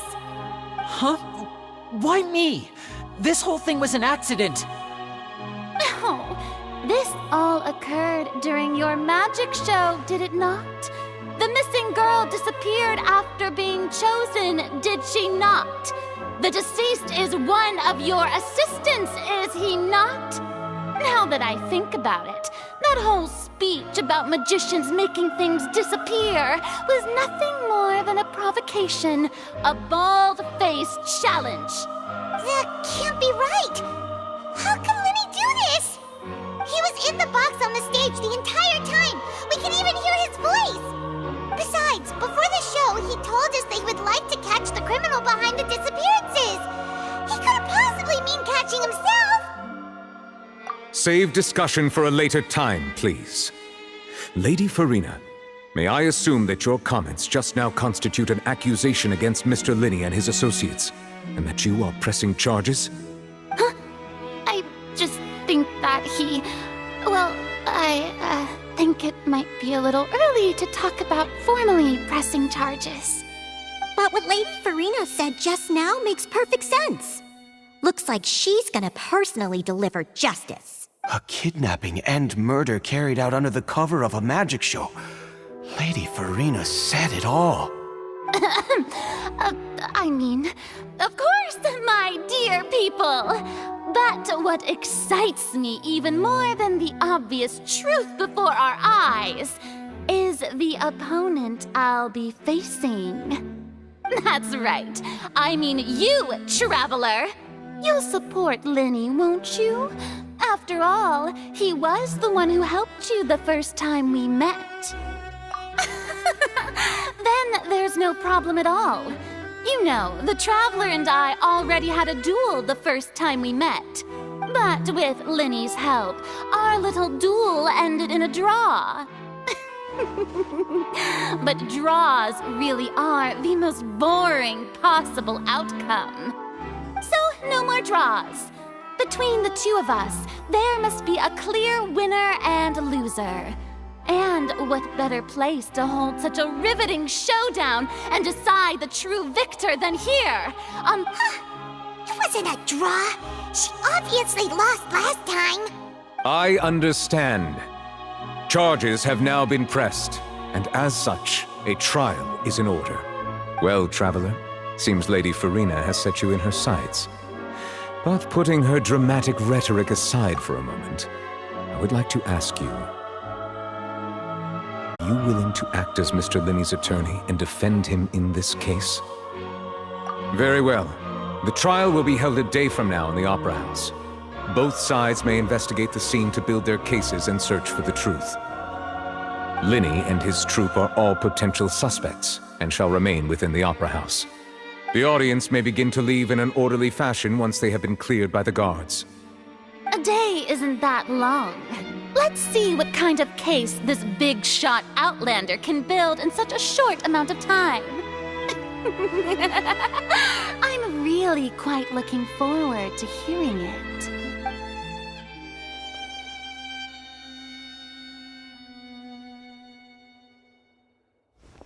Linney! Sorry about everything that happened just now. Were you frightened? Of course! Who wouldn't be scared after witnessing an accident like that? Yeah, I'm a little shaken up myself. How could this happen? And poor Cal. I know you already claimed that you would defend me, but now it's just us talking. Tell me, do you think I could possibly be the murderer? I understand. Even I'm not sure what happened, so I can only imagine how difficult it is for you to grasp the situation. I'm sure everyone sees me as the biggest suspect at this point. But, if you ask me, the whole thing is mysteries layered upon mysteries, such that all that's left is confusion. I don't know whether what happened there on the stage was purely an accident or not, and I don't know why poor Cal was in the box. As for how that girl chosen from the audience could suddenly disappear, I'm afraid I don't have any answers either. If someone tampered with my performance, then we need to figure out what they did. Even a skilled and knowledgeable magician like myself couldn't pull all that off in just 1 minute. Which is precisely why we need to investigate! As this book says, the impossible could not have happened. Whatever happened must have been that which is possible. Paimon bought them when we were reading at the bookshop in the city earlier. Pretty cool, huh? Don't worry, Paimon used her own savings to buy them. It wasn't from our travel funds. I think they look cute on you, Paimon. You have good taste, Lynette! That's the right attitude. Feeling depressed isn't going to help me now. I need to get back to my normal self. But with the guards watching our every move, it's going to be especially difficult for Lynette and I to prove our own innocence. Good thing you agreed to be our attorneys. Thanks for that. We'll be counting on you. Yes, thank you so much. Yeah, just leave it to us. Oh, since we're going to start investigating, Paimon has a question first. Where did Lynette go during the performance? Ah, well, I'm afraid that would involve some of our essential trade secrets as magicians. The secrets behind our magic are past saving, Linny. I suppose you're right. The truth behind our tricks is going to be important evidence that will be weighted during the trial. 'Tis truly a pity. As a magician, our magic show is a work of art. We've poured countless hours and spared no effort in perfecting it. But if revealing our secrets will help you uncover the truth behind what happened, then it will be well worth it. We should go somewhere else if we're going to discuss our magic tricks. We'll go speak with the guards, and in the meantime, you can go investigate the stage and the seating areas. Alright, let's go have a look while the investigation teams are still here. Detective Paimon is on the case!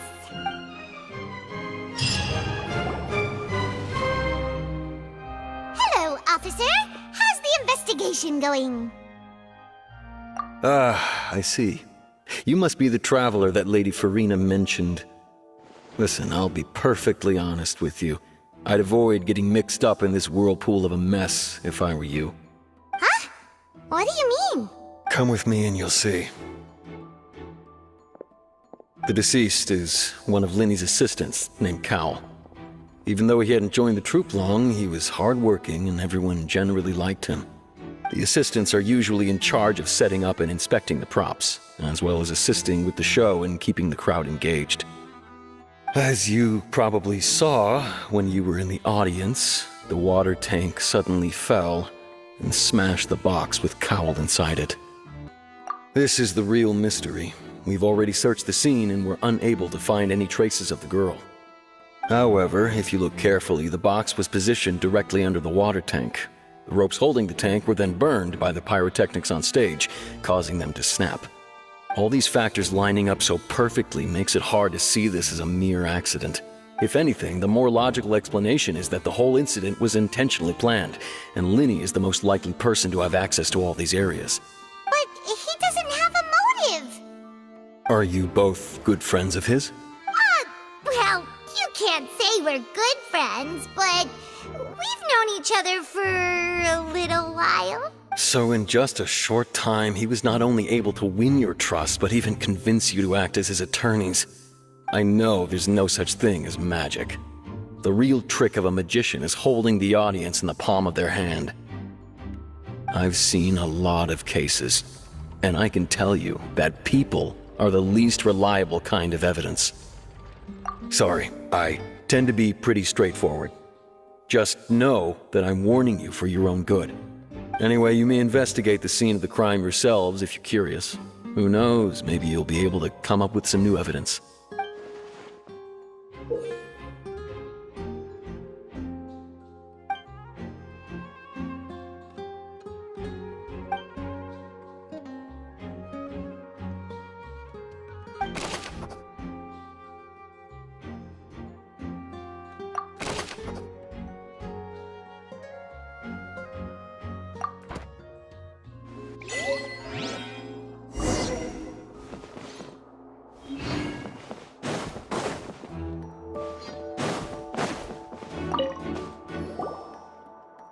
The investigation team has some new findings.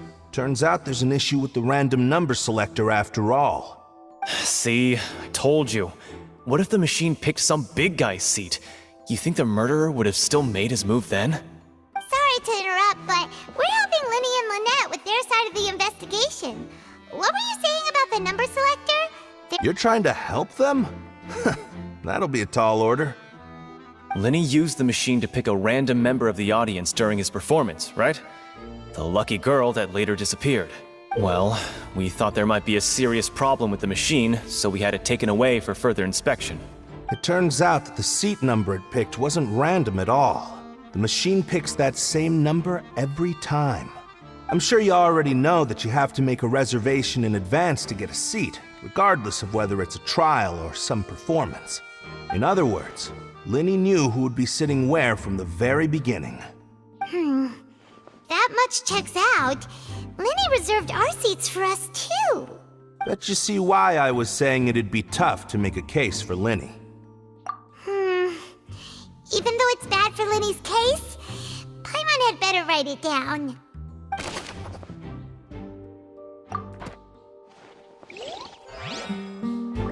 Linny's magic tricks were the stuff of legends, but the way he did this crime, he should have stuck to doing magic. Look, doing magic tricks is one thing. Pulling off a crime is something else entirely. Maybe...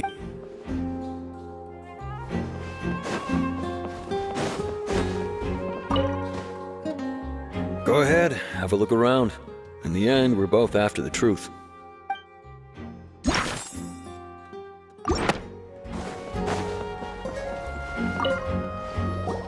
Hello there!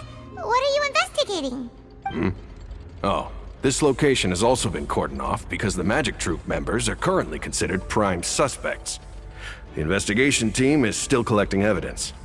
The seats were all booked in advance, so we were able to deduce the missing woman's identity by checking the guest list. Sure, it's not like this is confidential information. We will publish it later anyway when we petition the public to help us find the missing person. Her name is Halsey. She's a painter from Fontaine who's made a bit of a name for herself. Apparently, she wasn't a regular at the Opera House, but she'd been feeling some pressure with her work lately, which made her decide to come see the magic show. The Magic Troop members all claim not to know her. We have looked into her social connections. It seems that she has no personal grievances or conflicts of interest with the suspects.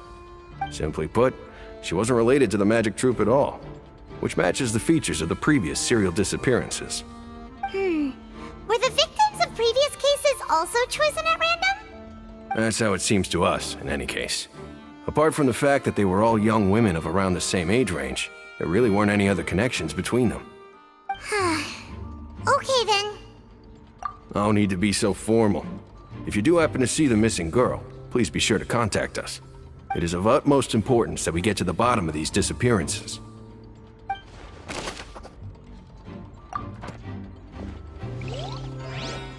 If you do encounter Ms. Halsey, please contact the guards immediately. So this is the rope that broke and caused the water tank to fall. The rope looks pretty durable. How can it be burned through so quickly by fireworks? Why are you suddenly so serious, Traveler?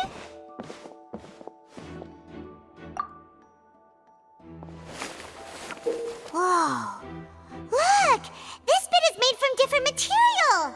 Most of it was burned away, but there's still a little bit of it left. So if a rope meant to hold something was made with that kind of material in it, then that means... Wait! Paimon should write all this down! Let's take notes!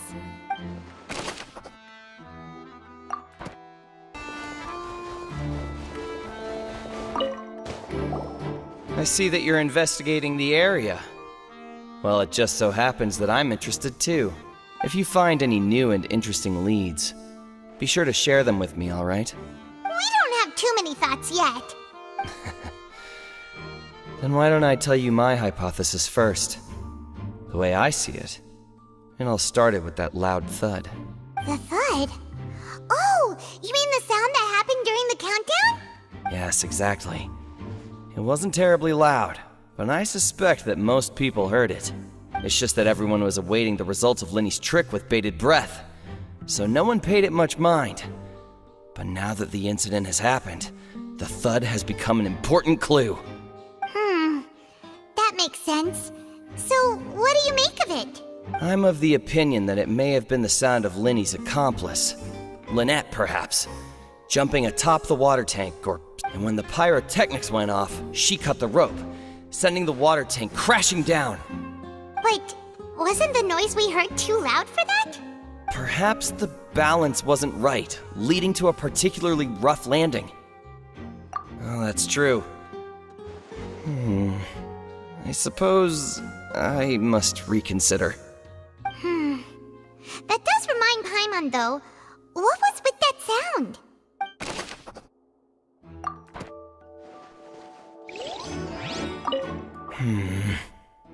Could it be that I didn't see it happen? Lenny's still talking to the guards. It seems he'll have a lot of explaining to do. I think someone will be assigned to monitor us later, but that's alright. Hey, you! Yes, both of you! Over here! I've been keeping an eye on you for a while now. Huh? You mean us? That's right. If I'm not mistaken, you're also among those who wish to cut down the thorns and pursue the truth. No? And by the looks of it, you're not from Fontaine. Well, you're right on the more about that one, but who are you? Have you never heard of the Spina di Rosula? From mediating disputes and providing protection to solving conundrums, you name it, Spina di Rosula does it. And I, Navia, have the honor of being its renowned president.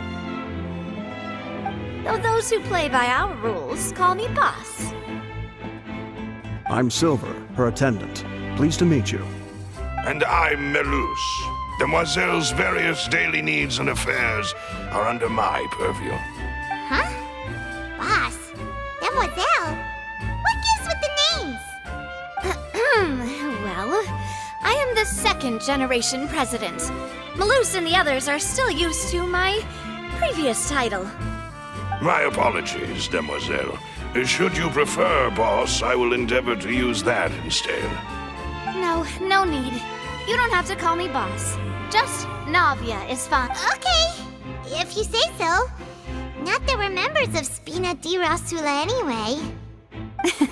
All merely trifling details. Never mind. Now, back to the situation at hand. That's right. I've always kept an eye on the serial disappearance cases. My interest stems from a matter back from my father's time.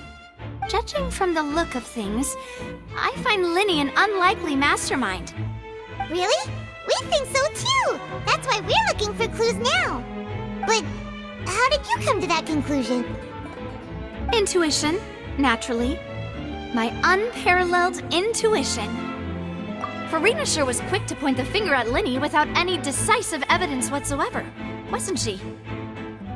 But that's not uncommon for her. If you remember, the Justice had to interrupt her and ask if she was pressing charges just to keep her from getting carried away. Anyway, a trial begins the moment someone levels charges. And, of course, there was no way Farina was going to back down in that situation. Sounds more like you just don't trust the Hydro Archon. Well, what's your opinion?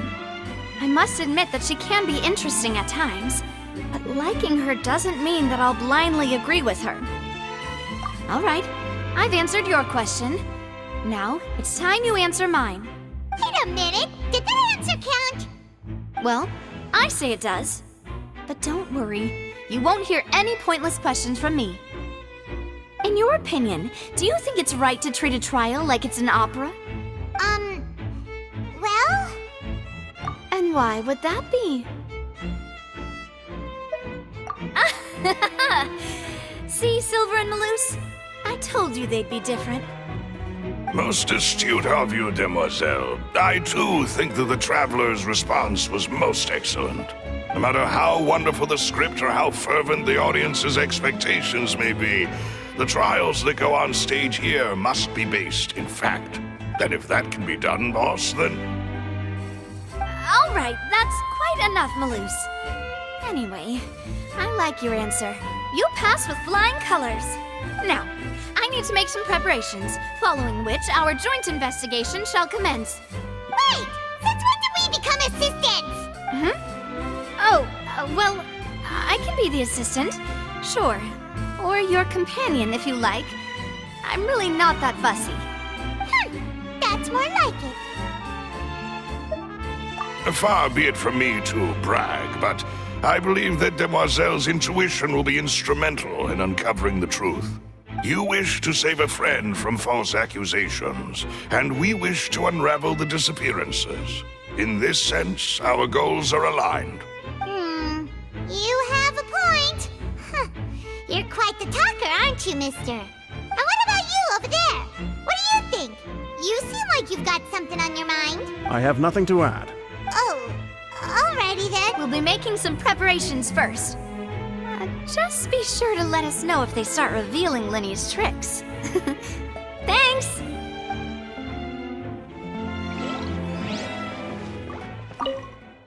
Speaking of that, I think magic shows would be very popular in Poisson. I can see that. Maybe I should try to learn some magic. If I could make things disappear, cleaning my room would be a cinch. You need not worry about such things, demoiselle. That falls under my duties. Oh, right. Sorry, but no one can freely enter or exit the Opera House at the moment. If you wish to leave, you must register your identity with us first. No, we're not leaving. We're representing Linny and Lynette as attorneys, so we're investigating the case. Were you always guarding this entrance? Yes, after the Chief Justice gave the order, everyone coming in or out must undergo a strict inspection. So, the missing girl couldn't have left from here, at least, not from that point on. I doubt there was much opportunity then either. How can you be so sure? Well, because I was in charge of security near the entrance at that time. I couldn't see Linny's performance from here, which was quite a shame. But still, I did not abandon my post, and I stayed put no matter how loud the applause was. If someone had so much as even approached the door, I would have noticed it, let alone if they had tried to leave. We Melusines are good at that sort of thing, you know. So, it's safe to say the girl couldn't have left through here. Alright, thank you for your help. This'll be useful info.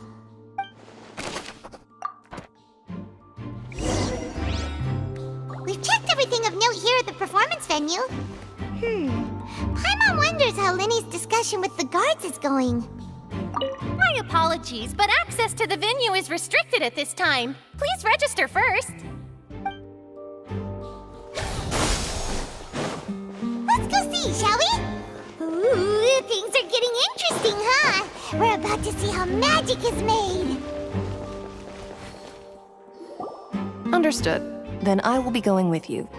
Just so you're aware, I will be monitoring your actions and making notes as necessary.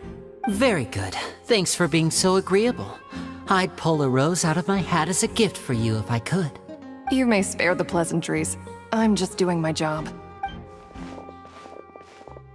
You've arrived. Who's this? Me? I'm Spina di Rosula's guardian angel. If you've got a problem, I've got the firepower. Sorry, I got a little carried away there. Call me Navia. I'm a partner of theirs, and we'll be helping investigate this whole situation. And these are my companions. Would you mind if they join as well? Fine by me. Oh, new helpers? I would be most grateful. Well, let's just say we're tagging along. It's not every day you get to see the secrets behind magic performed on such a large scale. I appreciate your kind interest. Come with me. We'll be heading below stage. Huh? Below stage? Yes, a world of secrets is hidden beneath this magic box, prepared specifically for this switcheroo trick. But before I reveal everything, you should have a look first. Notice anything strange here?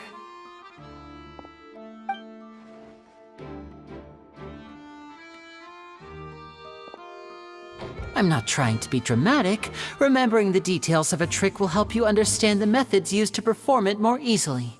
Huh. Weren't there balloons and other decorations here? Where did all that go? Ah, good eye. That said, you're still far from discovering the answer. The back?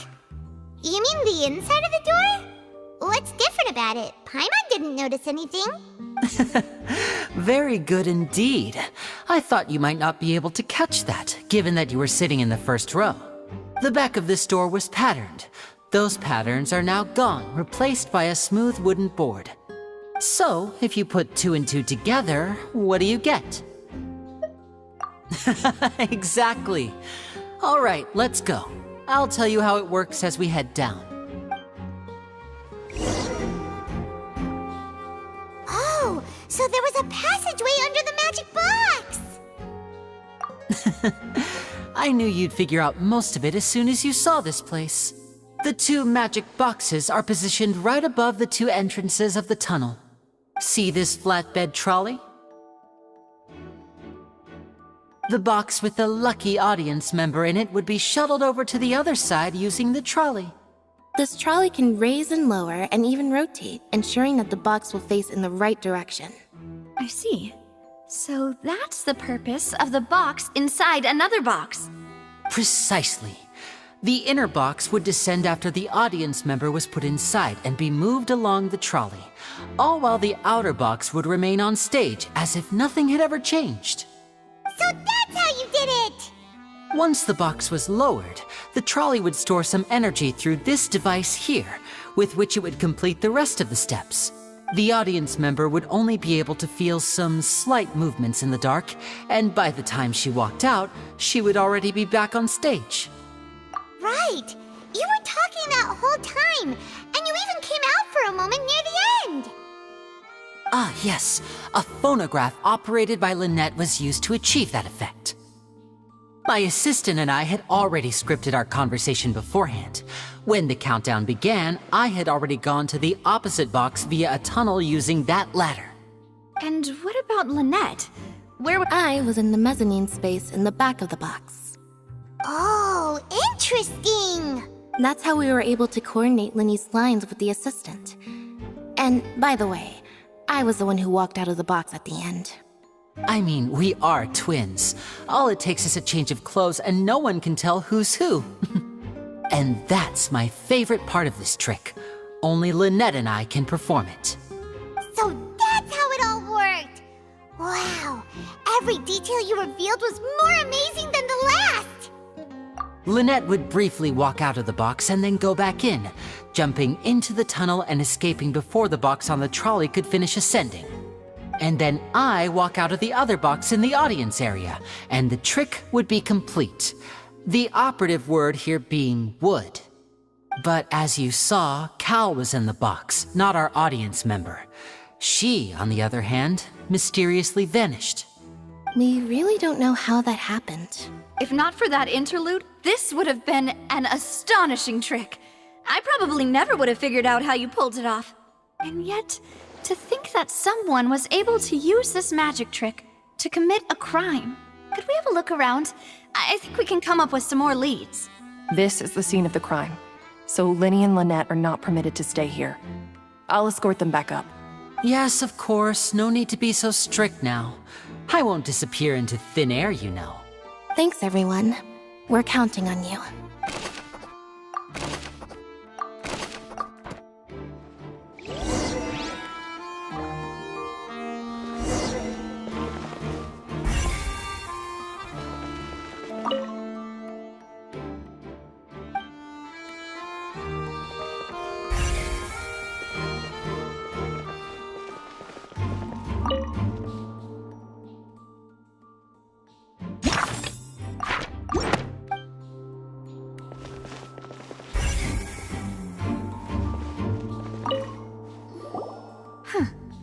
What's this? Looks like a hook tied to the end of a rope. Huh? There's all kinds of odds and ends here. Perhaps it was a prop for a different trick. But why would it have been left here? Whatever it is, let's make a note of it first.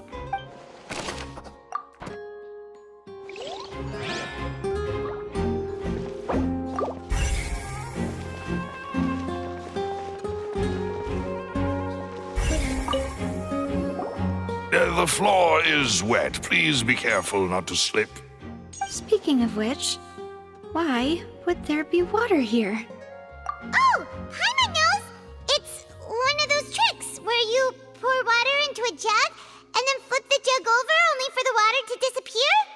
And here's a broken vase. Huh. Did the trolley knock it down while moving? That can't be. The trolley moves along tracks from start to finish. It couldn't have hit the vase at this distance. Let's note this down too and think about it later.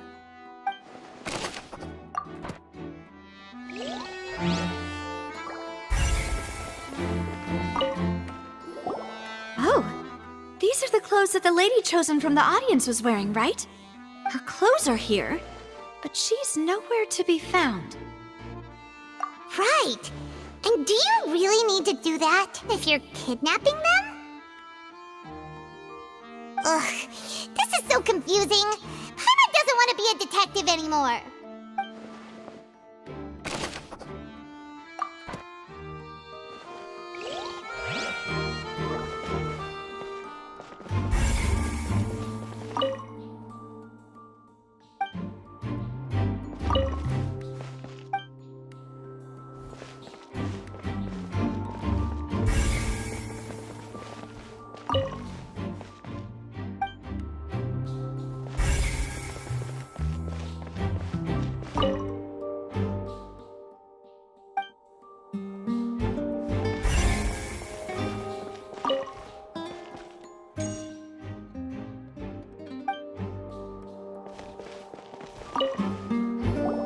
What is this place? It seems someone could fit through here. Huh. Could this have been the suspect's escape route? Alone, perhaps. But if they had to pull another person with them, the space would be too narrow. But there are no other ways in or out of here. Oh, you're right! Let Paimon write that down.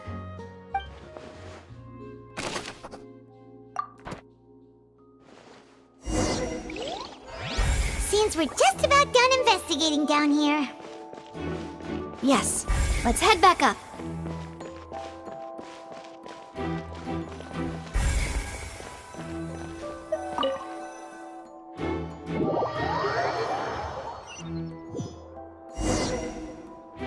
Well, we've ascertained the state of the crime scene. Let's find a place to sort out our findings once Malus returns. It seems to me that there are several things that don't add up here. Apologies for the wait, demoiselle. So, what did the guards say? Did the criminal escape through the vent? They believe the odds of that are very low, since the vent leads to the Opera House's basement. The guards have checked the area carefully. No one left through the basement during the performance or after the incident, and no one was found hiding there. So the tunnels become like a secret chamber then! You know, like the kind you usually see in novels! The plot thickens. Halsey's disappearance and Cowell's death are both quite inexplicable. No wonder Farina was so confident in her accusation. All the current evidence points toward Linny and Lynette. In other words, the charges are very likely to be upheld unless we make some considerable progress. Charges and then trial. So if the charges are upheld, they'll announce a sentence? That's right. This is how a trial goes in the Opera House. During the proceedings, the Chief Justice and the Oratrice will hear statements from both sides. That's right. This is how indemnitium is produced. The statements from both sides, the defenses from attorneys, witness testimonies, and even the audience's emotions will all be projected on the Oratrice. To put it simply, it's as if the Oratrice has its own will, and is a judge in its own right. This also precludes any kind of favoritism on the part of the Chief Justice. And not that this has ever happened anyway. Once both sides have finished speaking, the Chief Justice will make his final decision. This, too, will be used by the Oratrice as a reference. Then, finally, the Oratrice will be consulted by officials. The result it returns is the will of justice itself. Huh? So that machine is the one that actually decides? Paimon thought Neverlet called the shots. In practice, there is very little difference. Both have always come to the same judgment, which is why people have great faith in the Chief Justice. Ah, yes, the guards also asked me to convey that none of us will be allowed to leave this place before the trial. Huh? Why? Because we've chosen to act as the twins' proxies. That makes us persons related to the case. They're concerned that we might be colluding with outside parties, or that we might find outside help to disrupt the case. And even if that were not so, it could prove problematic if we happen to spread key information about the case ahead of time. I'm ready to break out at any time. Whoa! There's no need for that! Paimon thinks they have a point. That said, are they providing food? Of course. I just hope you don't mind the lack of options. I'm afraid that catering to all tastes is not in the cards, nor is any guarantee of balanced nutrition. In that case, let's just sort out our findings together here. Pity. I was hoping to take you to try some of Fontaine's famous desserts, too. I mean, what better way to properly think through our findings than over some tea and sweets? Huh. Breaking out suddenly doesn't seem like such a bad idea after all. Just kidding, just kidding. Paimon will still do her best, even if there are no snacks. What do you mean, no snacks? Of course we'll have snacks. If we cannot buy some, then we'll simply make some. Huh? Here? But how? Understood, demoiselle. Everyone, please come with me.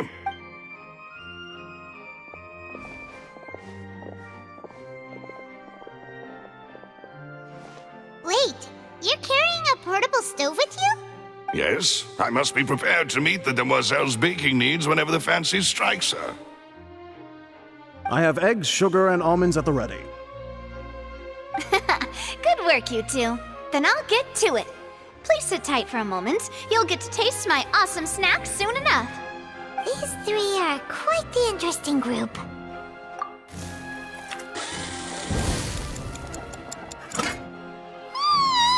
And Paimon thought it smelled good while it was still in the oven! Oh, it's even better now. Paimon can't stop drooling. From the way you had these two guys carrying all that stuff around, Paimon thought you'd have them do more during the baking process. But you ended up doing the entire thing by yourself! Beating the egg whites, grinding almonds, everything! I was applauding. And I was giving encouraging smiles.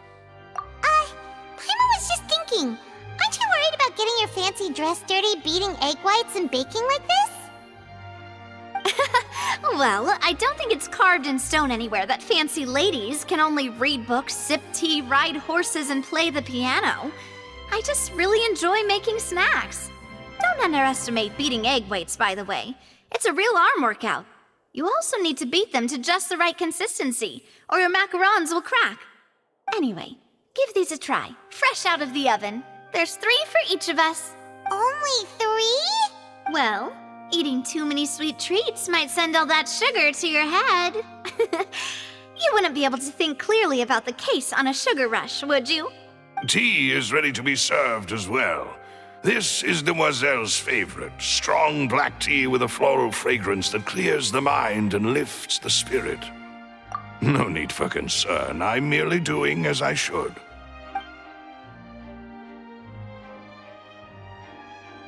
All right then, down to business. As Paimon mentioned previously, the tunnel seems to be something of a secret chamber. However, we can assume that Linny and Lynette were not alone within it. Some criminal also occupied its sealed confines. The magician twins could have committed the crimes, of course, but they lack any logical motive. Exactly! Why would they do such a thing right when everyone was watching? The flower vase and the thud we heard during the performance could indicate some altercation between Halsey and the criminal in the tunnel, resulting in the shattering of the vase, the discarding of her clothes, and her abduction. Perhaps the criminal thought that since she was chosen from the crowd, she would be too easy to identify if she was still wearing the same clothes. Paimon thinks that makes sense, but the real trouble is... True. None of the clues we found thus far support the existence of this third person. But the only people left to consider are both technically victims, whether it's the missing girl, Halsey, or poor Cowell. Huh. Could Halsey have secretly made modifications to the magic props in order to murder Cowell before making her escape? That's right. And even if she had tampered with the setup, she would need to understand the entire trick to pull it off. Nor does she have any motive. The guards said that she has never had any dealings with the Magic Troop's members. Were we not thorough enough in our search? From the sound of things, this is turning into an impossible case. Your macarons are amazing though, Navia. They smell great! They're nice and crisp and super sweet! They are my specialty after all. I see you've already had 5 of them. What? 5? Oh, that can't be right. Paimon only counted 3, honest! Please don't worry about it. At my age, a few less sweets might actually be a good thing. No. Being greedy is one thing, but Paimon knows how to count. Besides, Paimon knows that if she ate too many, then others wouldn't have enough. Wait, even you don't believe Paimon? How could you? Paimon ate those 2 extra macarons. Then may they turn into stone in her stomach. All right, we get it. Well, I suppose one of us might have gotten too engrossed in our chat and eaten them by mistake. No big deal. Malus, set up the stove again if you would. Huh? What are you doing? Making sure everyone gets 3 macarons, of course. Exactly. We don't want to trouble you. As you wish, demoiselle. And I have the egg, sugar, and almonds. Well, this really is your hobby, huh?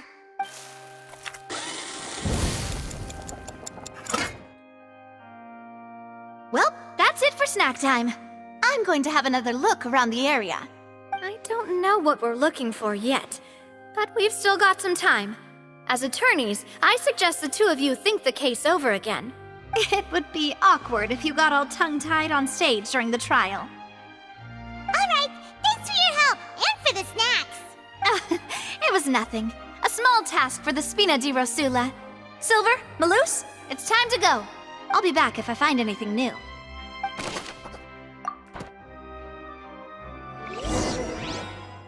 All right, it's time to put our heads together. We've got to get our defense ready for the trial. Oh, it's probably gonna be a long and difficult case. There's no point in worrying about that now. We just need to prepare. Here, take Paimon's notes. They should help you review the situation.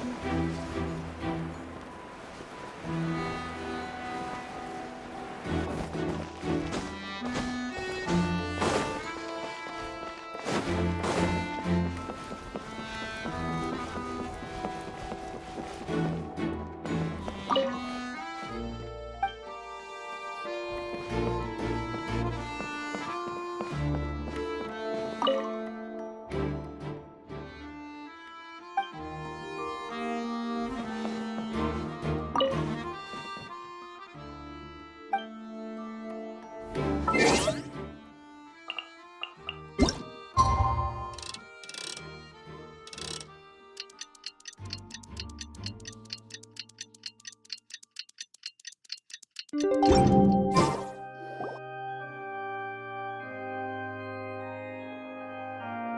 do we do? The whole situation is so confusing. Good plan. Impossible things don't just happen. Just relax. Even if everyone else suspects Lenny and Lynette, at least we will be supporting them from the stands. Besides, I doubt Farina understands any more about what happened than we do. Thanks, Navia. Well, we'll be going then. Best of luck to you.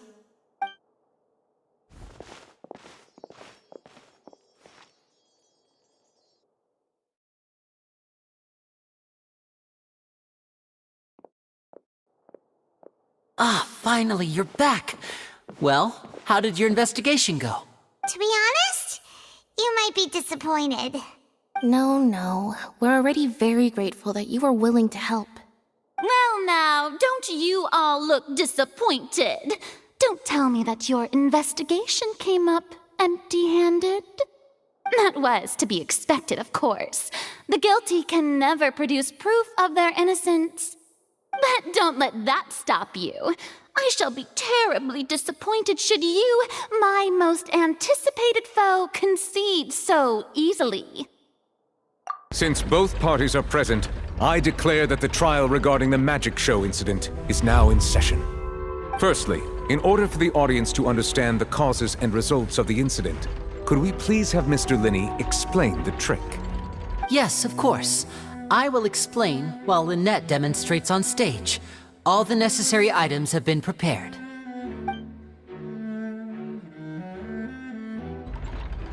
Thank you, Mr. Linney.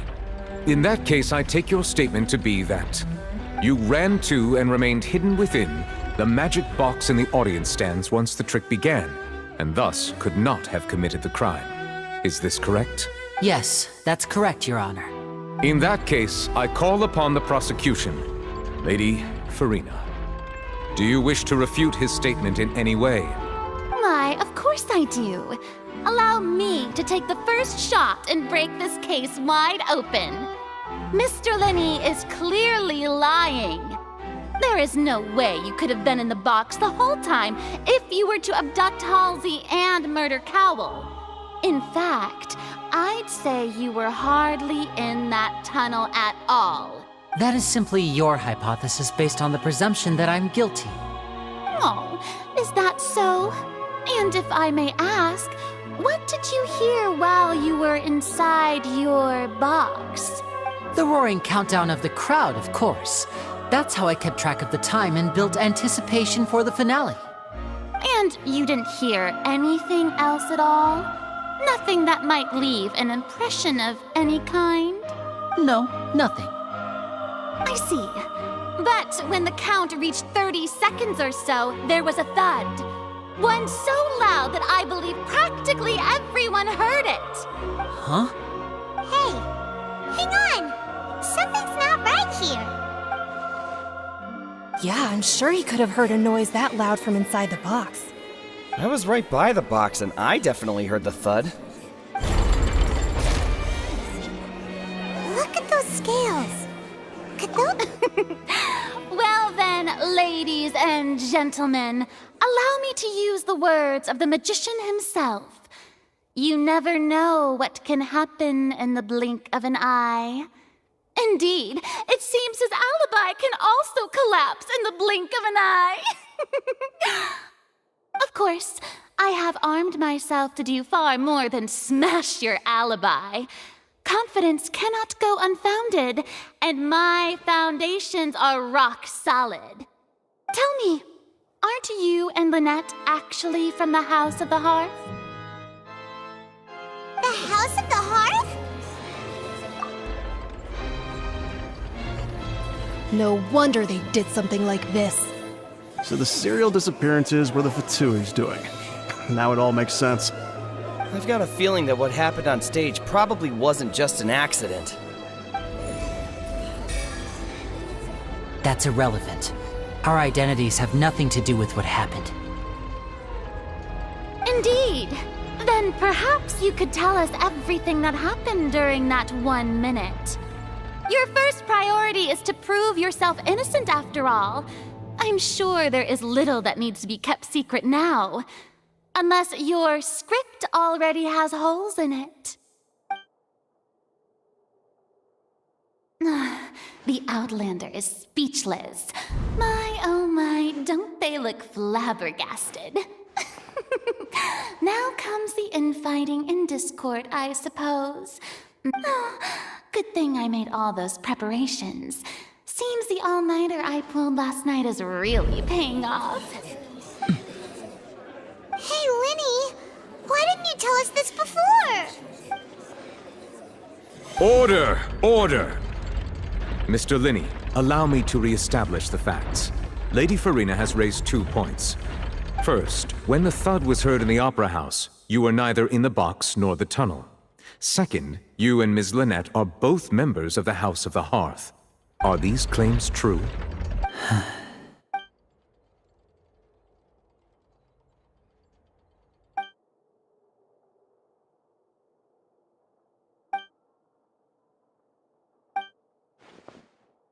Please answer my question, Mr. Linney. I'm sorry. Yes, they're true, Your Honor. I knew it! Well, that's it. We might as well move on to the sentencing already. What should we do now? Granted. In that case, what is your request? Is that really necessary? They're already as good as guilty. The defendant deceived their own attorneys. What is there left to discuss? Order! Order! Your request is reasonable, and we shall adjourn.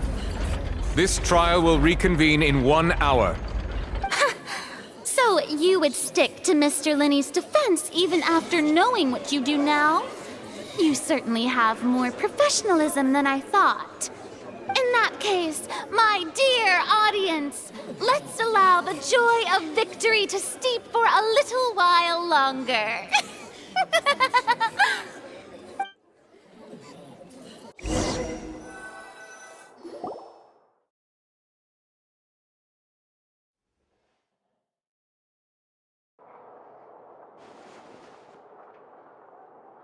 Well, this is awkward.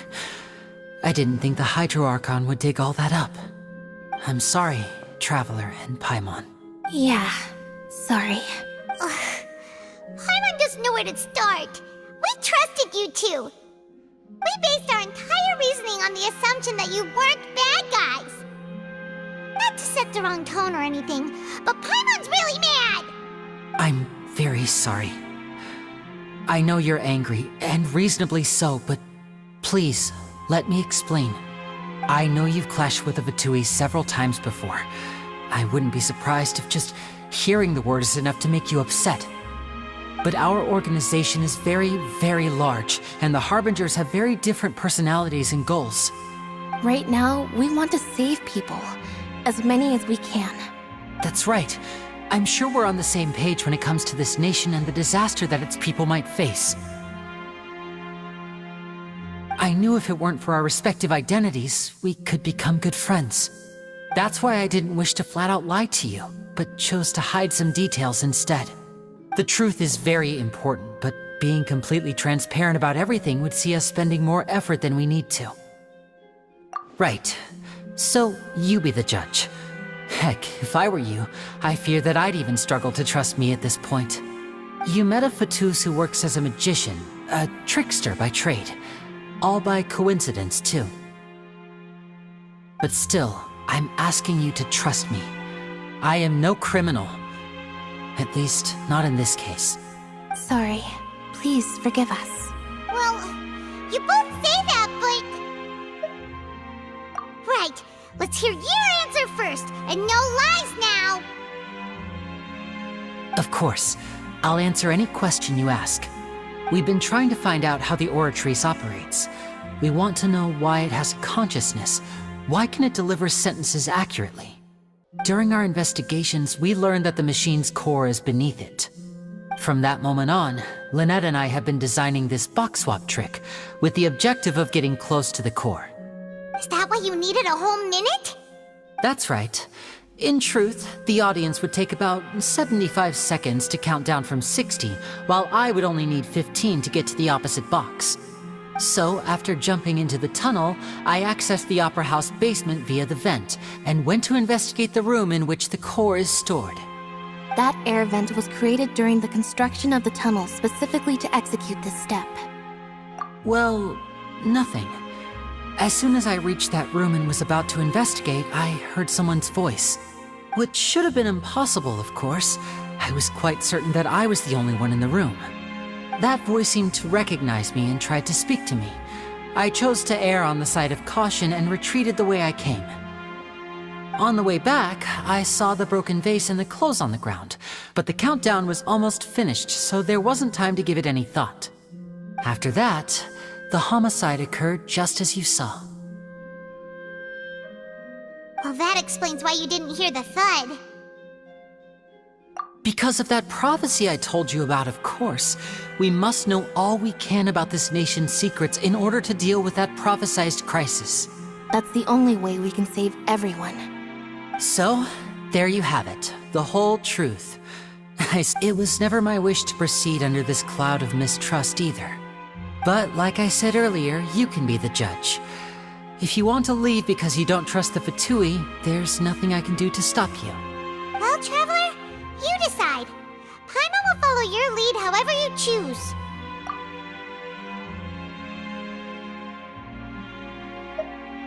Okay, thank you. Thanks for giving us a chance. The current problem is that the scales are tipped pretty badly against you two. If we want to refute the Hydro Archon's accusations, we're gonna need a seriously watertight defense. Huh? Oh, Paimon thinks she gets what you mean.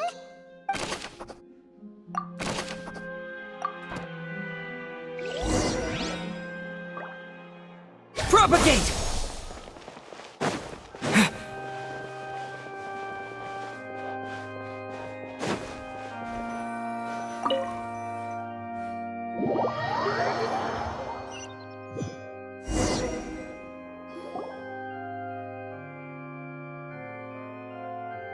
Both parties have returned to their positions. Let us continue the trial. When last we left off, Mr. Linney acknowledged the new evidence presented by Lady Farina as fact. Therefore, Lady Farina may continue stating her reconstruction of the events. That took long enough. Now then, if everyone would lend me their attention. At this stage, let's revisit that scene from Linney's perspective.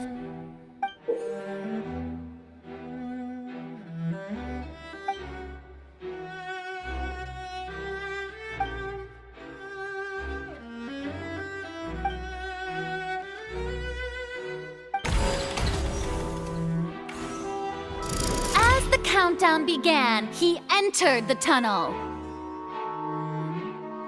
When the flatbed trolley passed, he opened the box and got into an altercation with Halsey, which caused the loud thud. He did not realize that this sound could be heard by everyone in the opera house, which is why he claimed earlier that he could not hear the sound.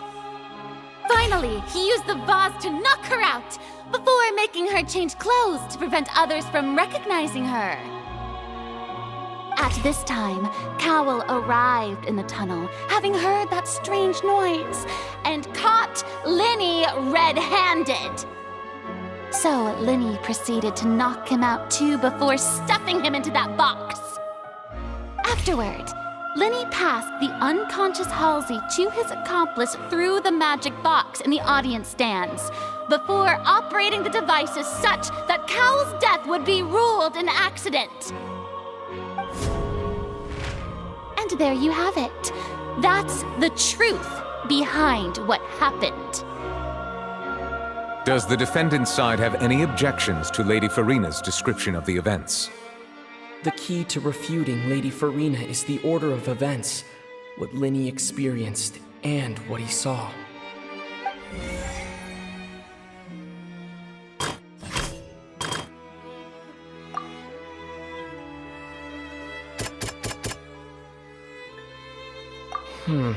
Seems this won't produce a particularly effective rebuttal.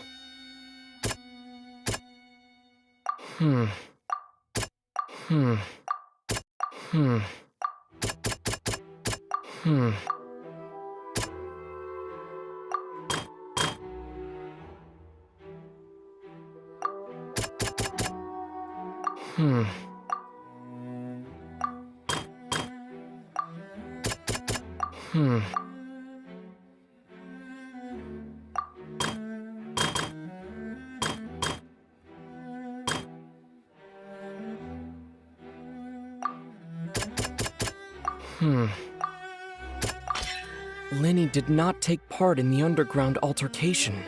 He only witnessed traces of the aftermath.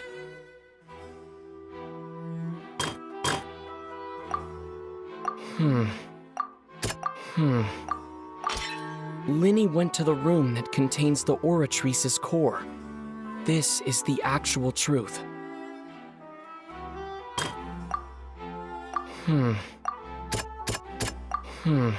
See?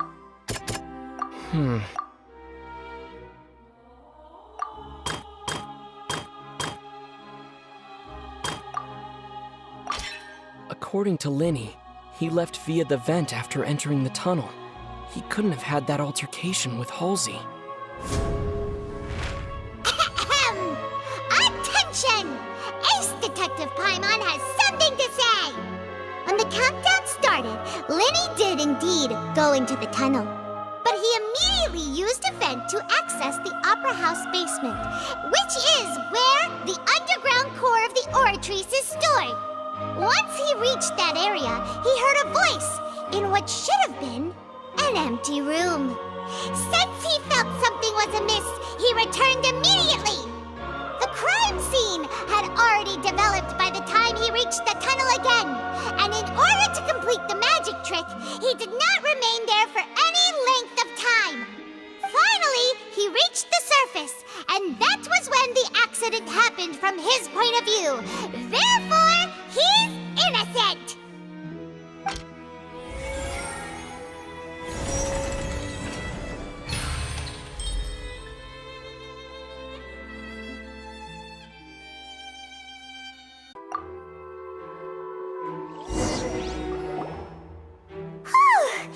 Paimon did it! Paimon actually managed to say all that! Wasn't it awesome? In other words, you believe that he knew nothing of the incident? That's right! My reasoning? If that's the case, then if Cowell hadn't entered the tunnel, who was the entire setup meant to kill? Assuming that what you say is true, Linny only needed to kidnap the young girl to cause a new disappearance case. What would the point of killing someone on stage be? Oh, they have a point. That's right, you tell him! And that's why they're partners of mine. Oh, well, your denial is very strident, I'll give you that. But what proof do you have to back your claims? Of course I do. If he had been in the magic box the whole time, how could he have not heard that sound? What? You're saying that he wasn't?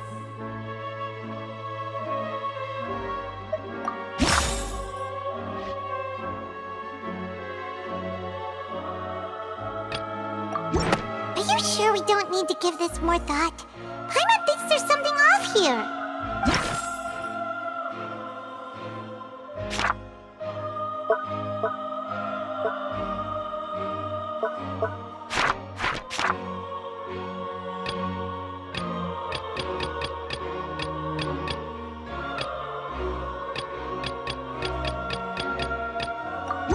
Are you sure we don't need to give this...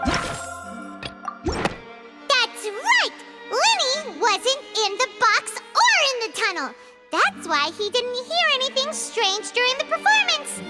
This means that when the crime happened, Linny had already entered the basement via the vent. The same clue you used to disprove his alibi has now become the best proof! Ha ha! How do you like that? Well played. To think you'd use such logic. Well then, if it wasn't Linny who committed the crimes, then who was it?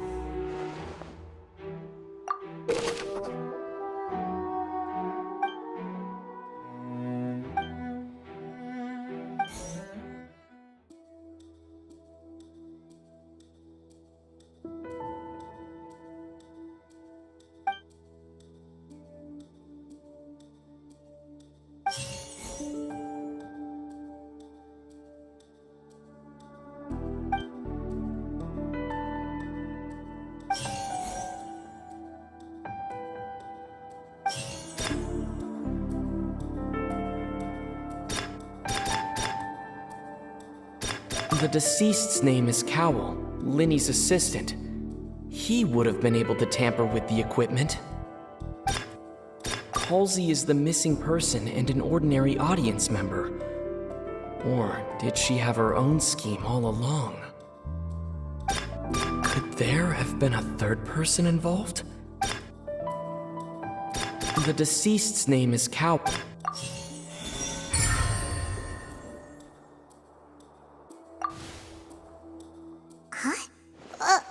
That can't be right. Are you serious?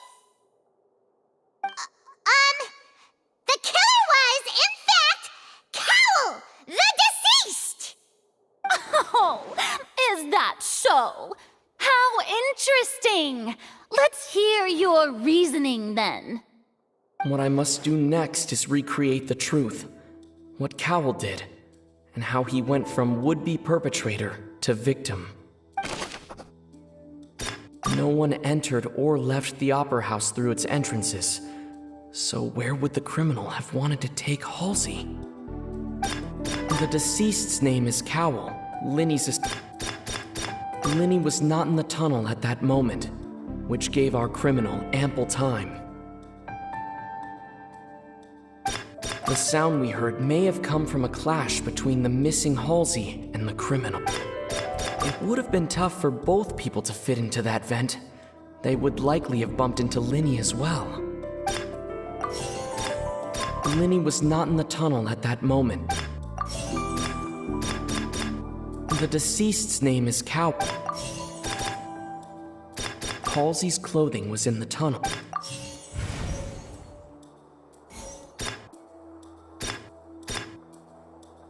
No one entered or left the Opera House through. The sound we heard may have come from. Linny was not in the tunnel at. No one entered or left the Opera. Linny was not in the tunnel at.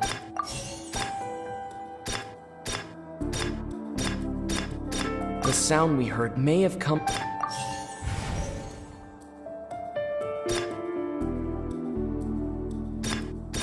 No one entered or left. Halsey's clothing was in the.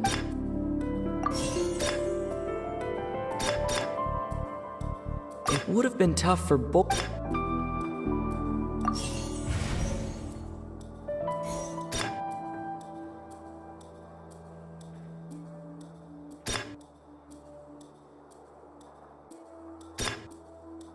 Linny was not in the tunnel at that moment. The sound we heard may have.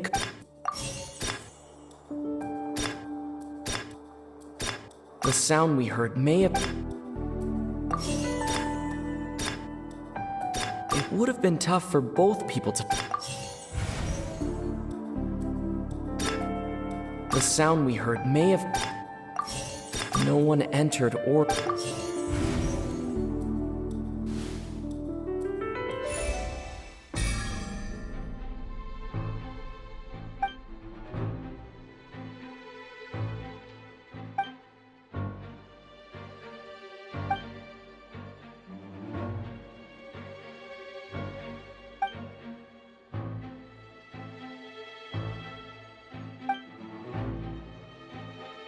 What's wrong, Traveler? Are you still having trouble figuring things out? I see how it is. So this was all just a bluff. And here I thought you had something to show for it. But it seems you're still far from the truth. Look, since we're at a dead end, why not consider a different track? Just like the trick as it transpired, the end result must have been utterly different from the magician's initial design. If only we knew how Halsey disappeared. Well, that would be nice, but the tunnel only has 3 exits, and none of them seem very likely. And it's not like this is a magic trick where you can just make a real live person disappear. You know, like you did from that water tank, Lynette. Excuse my interruption, dear opponents, but do you not see that the crowd is growing impatient? There is no greater sin in this opera house than an awkward delay in the performance.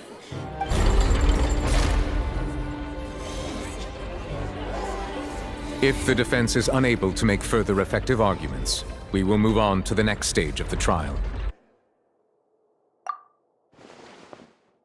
Linny was not in the tunnel at that moment, which gave our criminal ample time. The sound we heard may have come from a clash between the missing Halsey and the deceased's name is Cowell, Linny's assistant. The vase was not broken by chance. It was used to cover important evidence. The water!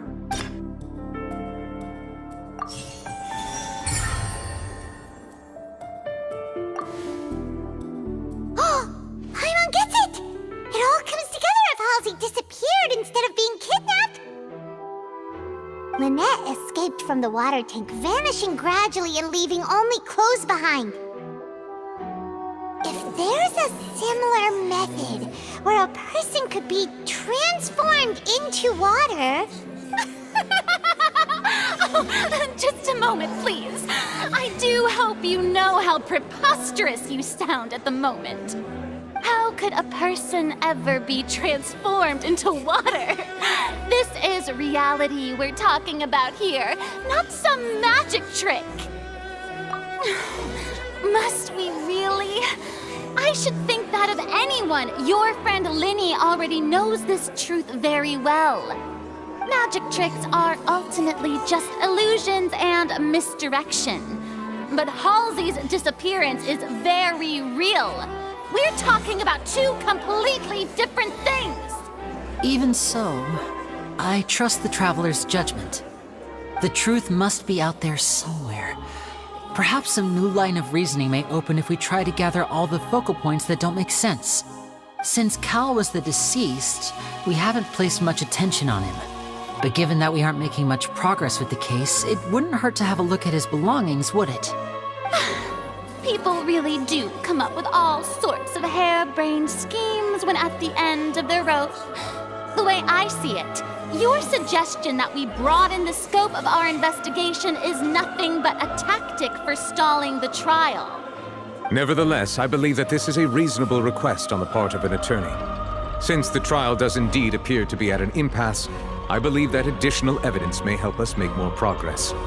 Guards, please step into the lounge and examine the personal effects of the deceased Cowell.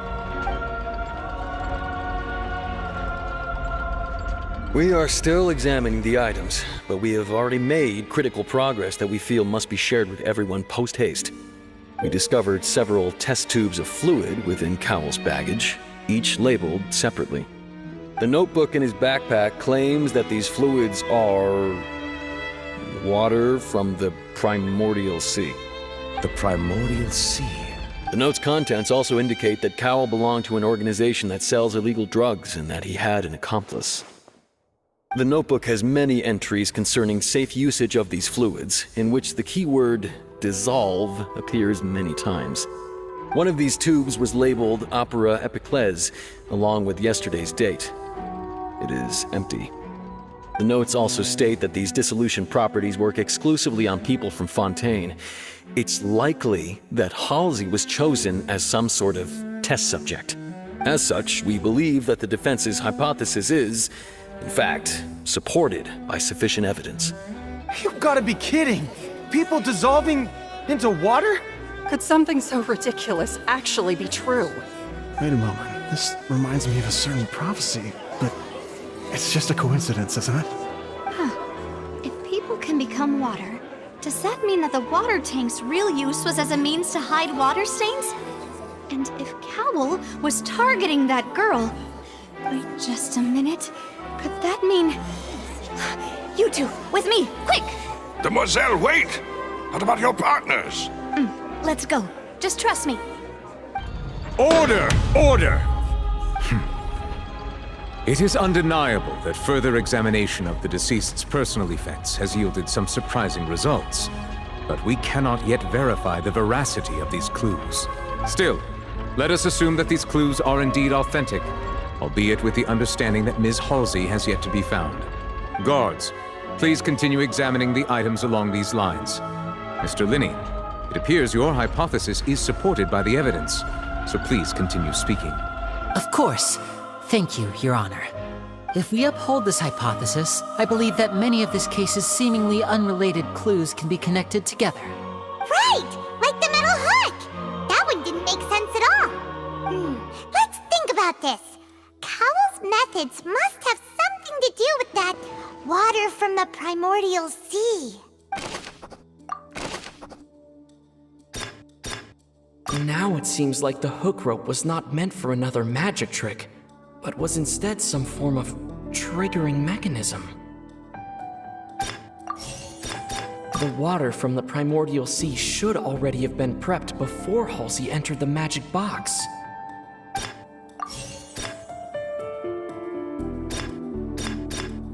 The deceased's name is Cowell. The rope that held the water tank up was lit by the fireworks and snapped. As such, the focus here is on the water and not the tank.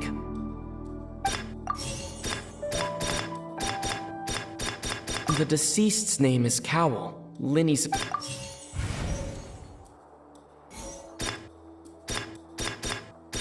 The water from the primordial... Now it seems like the hook...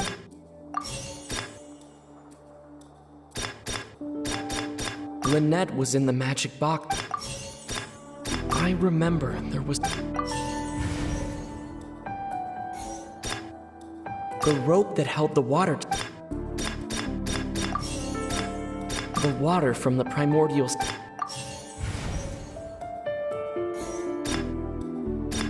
Lynette was in the magic... The deceased's name is...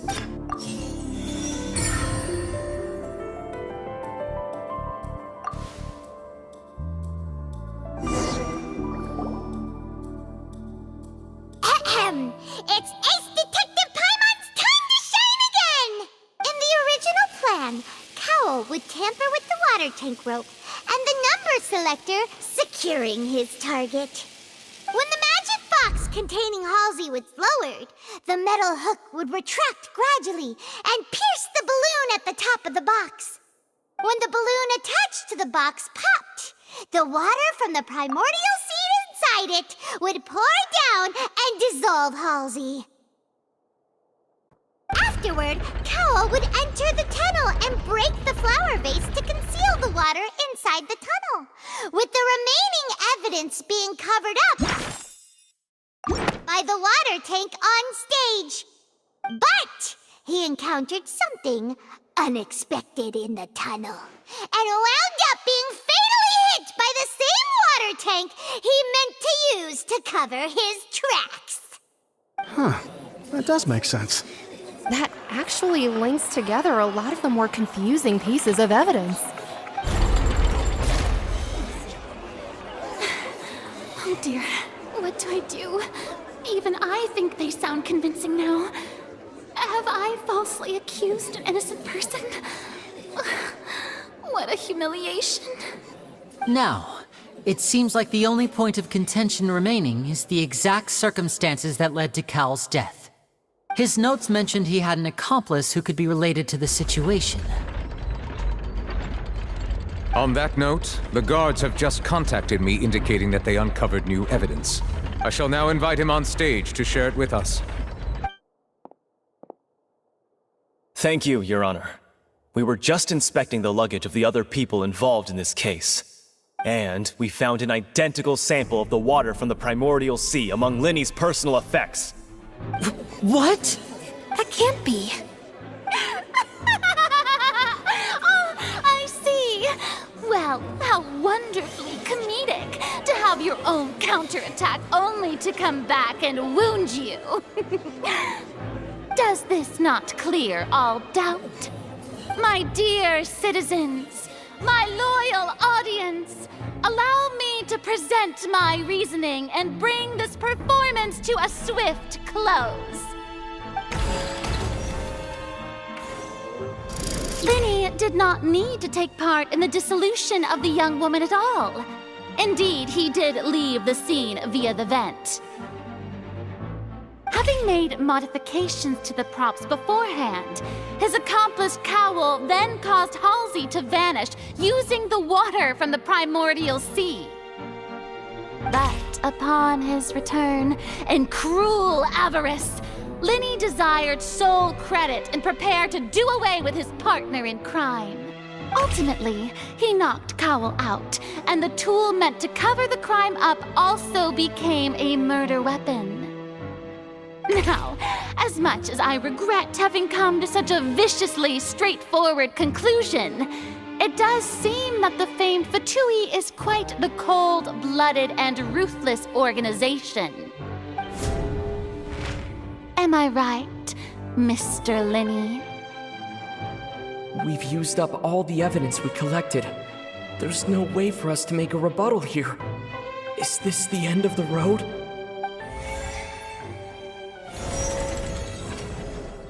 Oh no! Paimon can't think of anything either. It doesn't look look like there's any way around this. Seems using the water as new evidence was too good a move. Why did this have to happen now? I think we've all seen enough now, and we have ample witnesses to my flawless reasoning.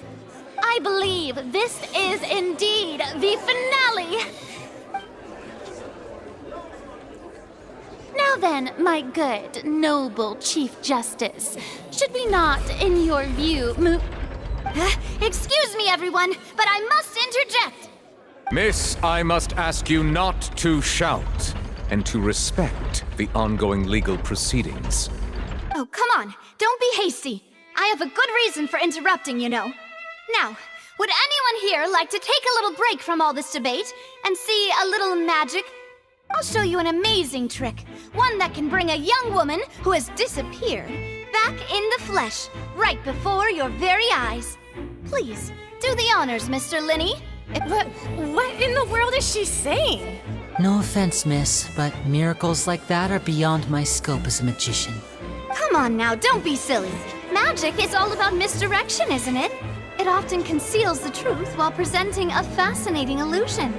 But once everyone believes the illusion, can't magic reveal the truth to them once again? And wouldn't such a trick be the most marvelous finale to today's performance? Come on, Lenny and Lynette, give it another go. Don't worry, Spina di Rasula has made the necessary arrangements on your behalf. But as the magic makers and stars of the show, I think I should leave the final performance to you. I understand.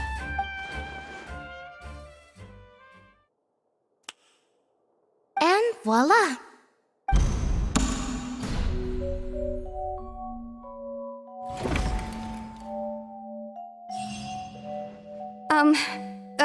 Sorry for the interruption.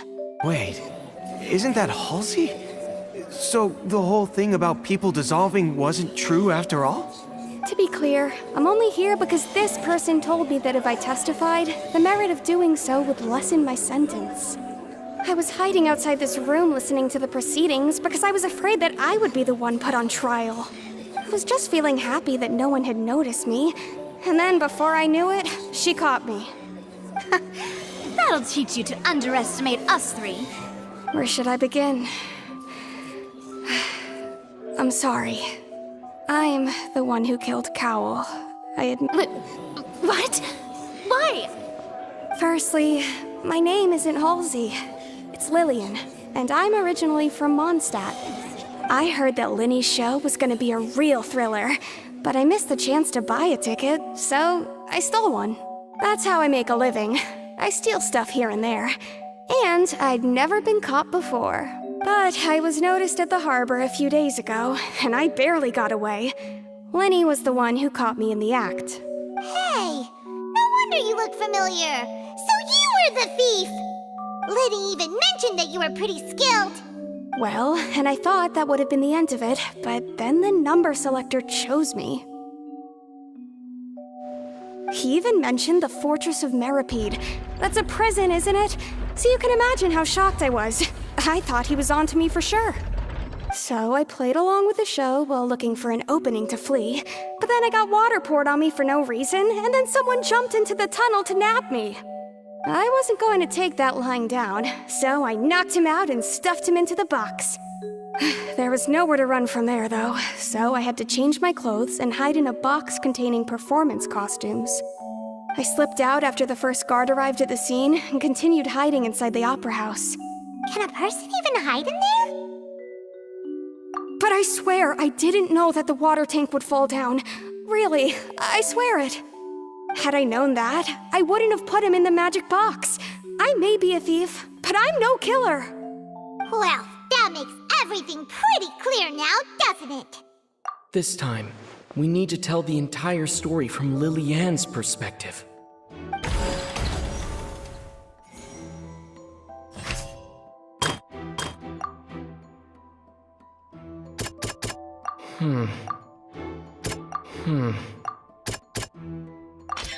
The strange sound wasn't from a fight. It was Lily-Ann's attempt to break out when she was frightened.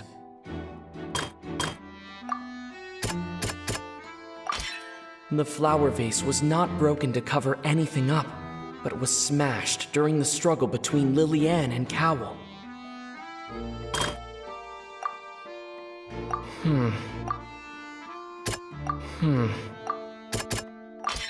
Lillian was afraid that she would be recognized if she left, so she changed clothes and hid, biding her time. Just what one might expect of an experienced thief. And it's Ace Detective Paimon time! Having been selected out of the blue, Lillian panicked. Her panic only intensified after she entered the tunnel and had water poured on her head. So she kicked the door open, producing the thud we all heard. Hearing the commotion, Cowell leapt into the tunnel, only to discover that Lillian had not dissolved. He did not know that Lillian was not from Fontaine, but was a thief who made her way in by stealing a ticket. Mistakenly believing that the water from the primordial sea needed time to take effect, he tried to force Lillian back into the box. The two broke the flower vase during the struggle, but Lillian came out on top, knocking Cowell out and putting him in the box. With no way of escaping, she changed her clothes and hid in the costume trunk until the performance ended.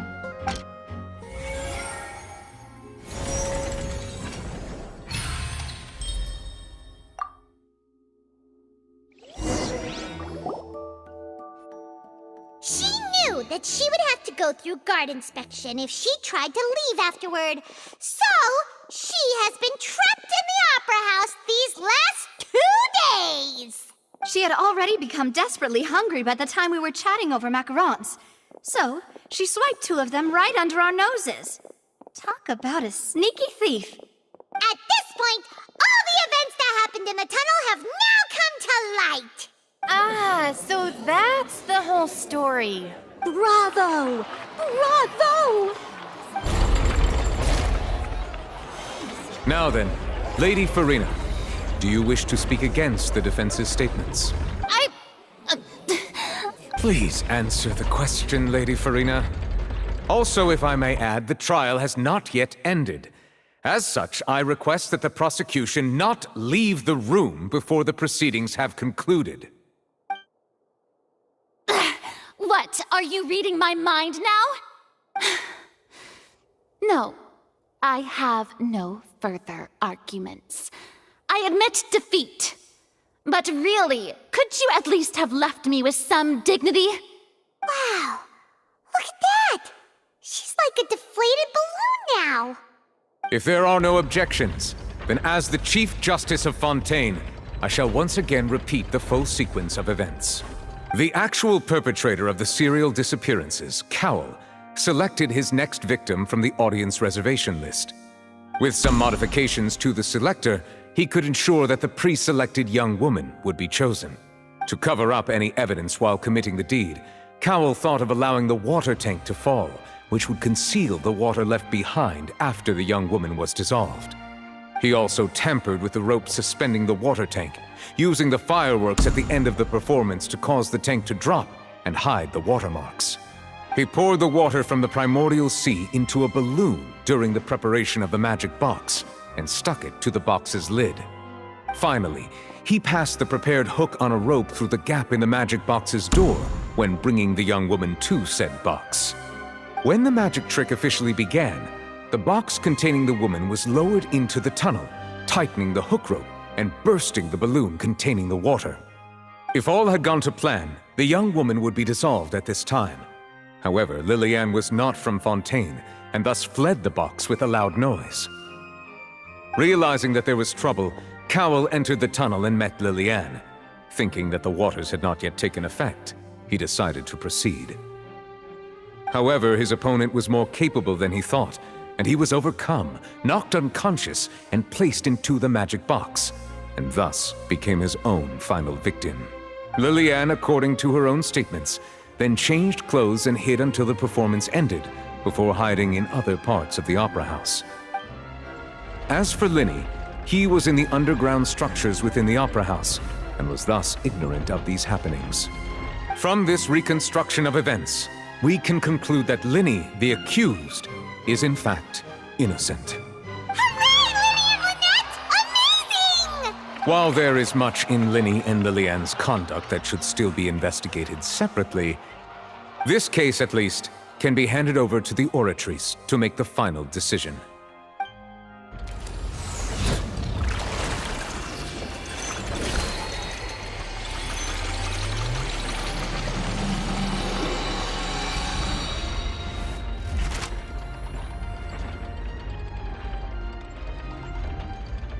As such, Linny and Lynette are officially declared not guilty.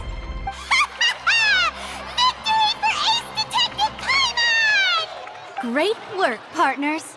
Thank you all. Thank you so much. Next, I think we deserve an explanation, Guard Vaughn. How did you find the water from the primordial sea in Linny's baggage?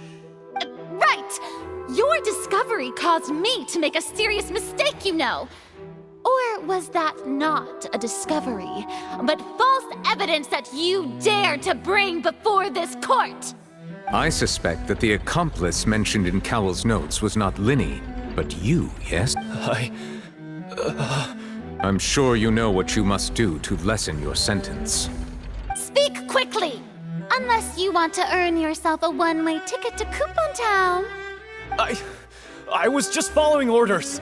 We were supposed to place blame for the serial disappearances onto Linny, and thus cause suspicion to fall on the Fatui. The higher-ups said this was the best opportunity to do so. And now that your plan has fallen through, and the secrets of the water have been revealed, you have become a liability to said higher-ups, yes? Therefore, you would be wise to tell everything you know, and seek the protection of the guards. Yes, I'll tell you everything I know. Our boss discovered that the water can cause people to dissolve. It can also be made into a potion, which when extremely diluted, can cause people to experience unforgettable exhilaration.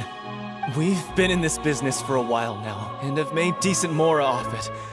The disappearances were also the boss's idea. I mean, this is the boss we're talking about.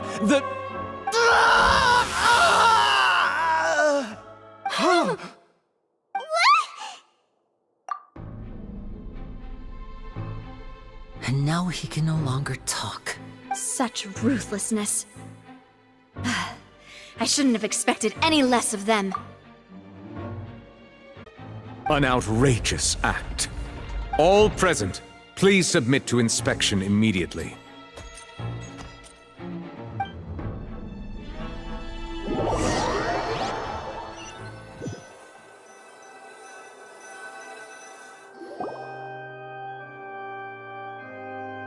So, we're just going back now? That's true, but... Traveler, Paimon! Please wait. Linny... I know you may not want to speak to me right now. Maybe you don't even want to look at me.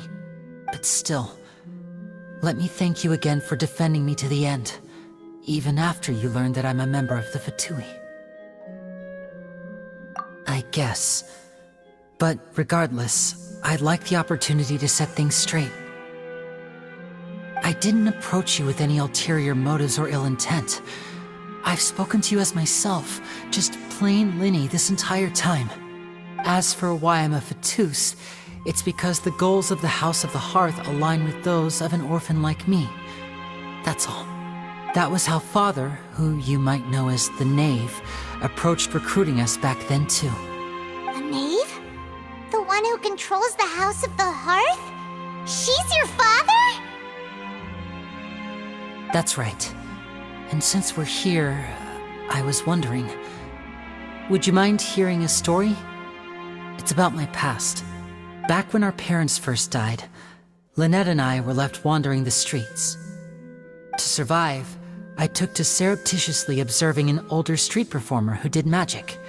It took me several days to figure out how he pulled off his amazing tricks. I took my sister through several streets until we found a crowded corner, and we began to perform magic tricks there. To my surprise, we proved to be pretty popular. and we could at least stop worrying about where our next meal would come from for a time. But I didn't want my sister to remain a street rat together with me forever. Before long, an aristocrat came to me and claimed that he wished to take us in after watching my performances. So you went from orphans to nobility just like that? That was how we felt at first, too. As if fate was on our side and we could say goodbye to those painful days. But I gradually discovered that while we were called foster children, he was really after my talent for magic tricks. He would constantly take me to all sorts of banquets to garner attention, which he would then use to expand his social circles. That doesn't seem too bad either. Better than roaming the streets at any rate. It took a while for me to realize just how dark his heart really was. After one particular performance at a banquet, I discovered that Lynette was not on the same return vehicle as me. I waited a long time after we returned home, but she did not come back. I went to that noble's bedroom and asked him about her whereabouts. The answer he gave me was, she caught the eye of the most eminent person at the banquet, so I sent her over as a gift. I mean, you'll be able to perform your magic regardless of who your assistant is, yes? Oh no. So he was gonna... But wouldn't Fontaine's laws deal with such people? As far as outsiders are concerned, this is a relationship akin to adoption or foster care, and they have their ways of escaping the eye of the law. I managed to ferret out the location of the mansion of that so-called eminent person and hurried through the night. But by the time I leaped over the walls, avoided the guards, and made my way in, all I saw was the moonlit ground covered in blood, and the knave standing there in the darkness. So, she'd already taken care of that guy. That's right. She had rescued my sister before she could come to any harm, and had even discovered several girls hidden in a basement, all of them orphans. Father, the knave, might have seen something in me, and so she made me an offer. The House of the Hearth welcomes you, for your interests align with ours. Here, none will ever betray you. Indeed, betrayal shall never be permitted here. I was hesitant to trust her. I had just been betrayed by nobles. But she was also quick to destroy the noble who had taken us in at first, giving us back our freedom.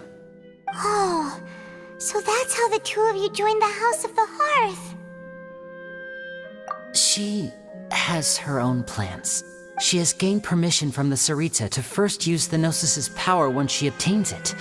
She plans to use it to find a way to break the prophecy and save Fontaine. So, she believes in that prophecy too? That's right. The whole House of the Hearth is currently working to combat that crisis. Today's case has also proven that people from Fontaine can indeed dissolve into some sort of water, thus further supporting the prophecy. All of us house members here, Lady Arlecchino herself included, are from Fontaine. We won't give up on defending our homeland.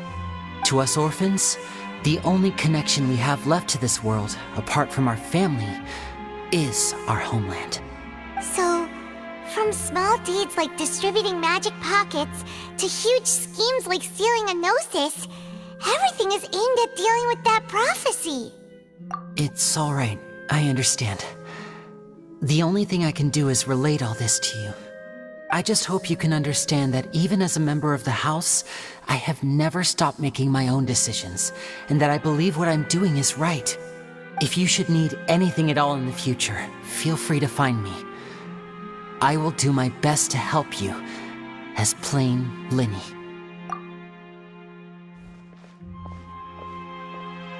Bye, Linny!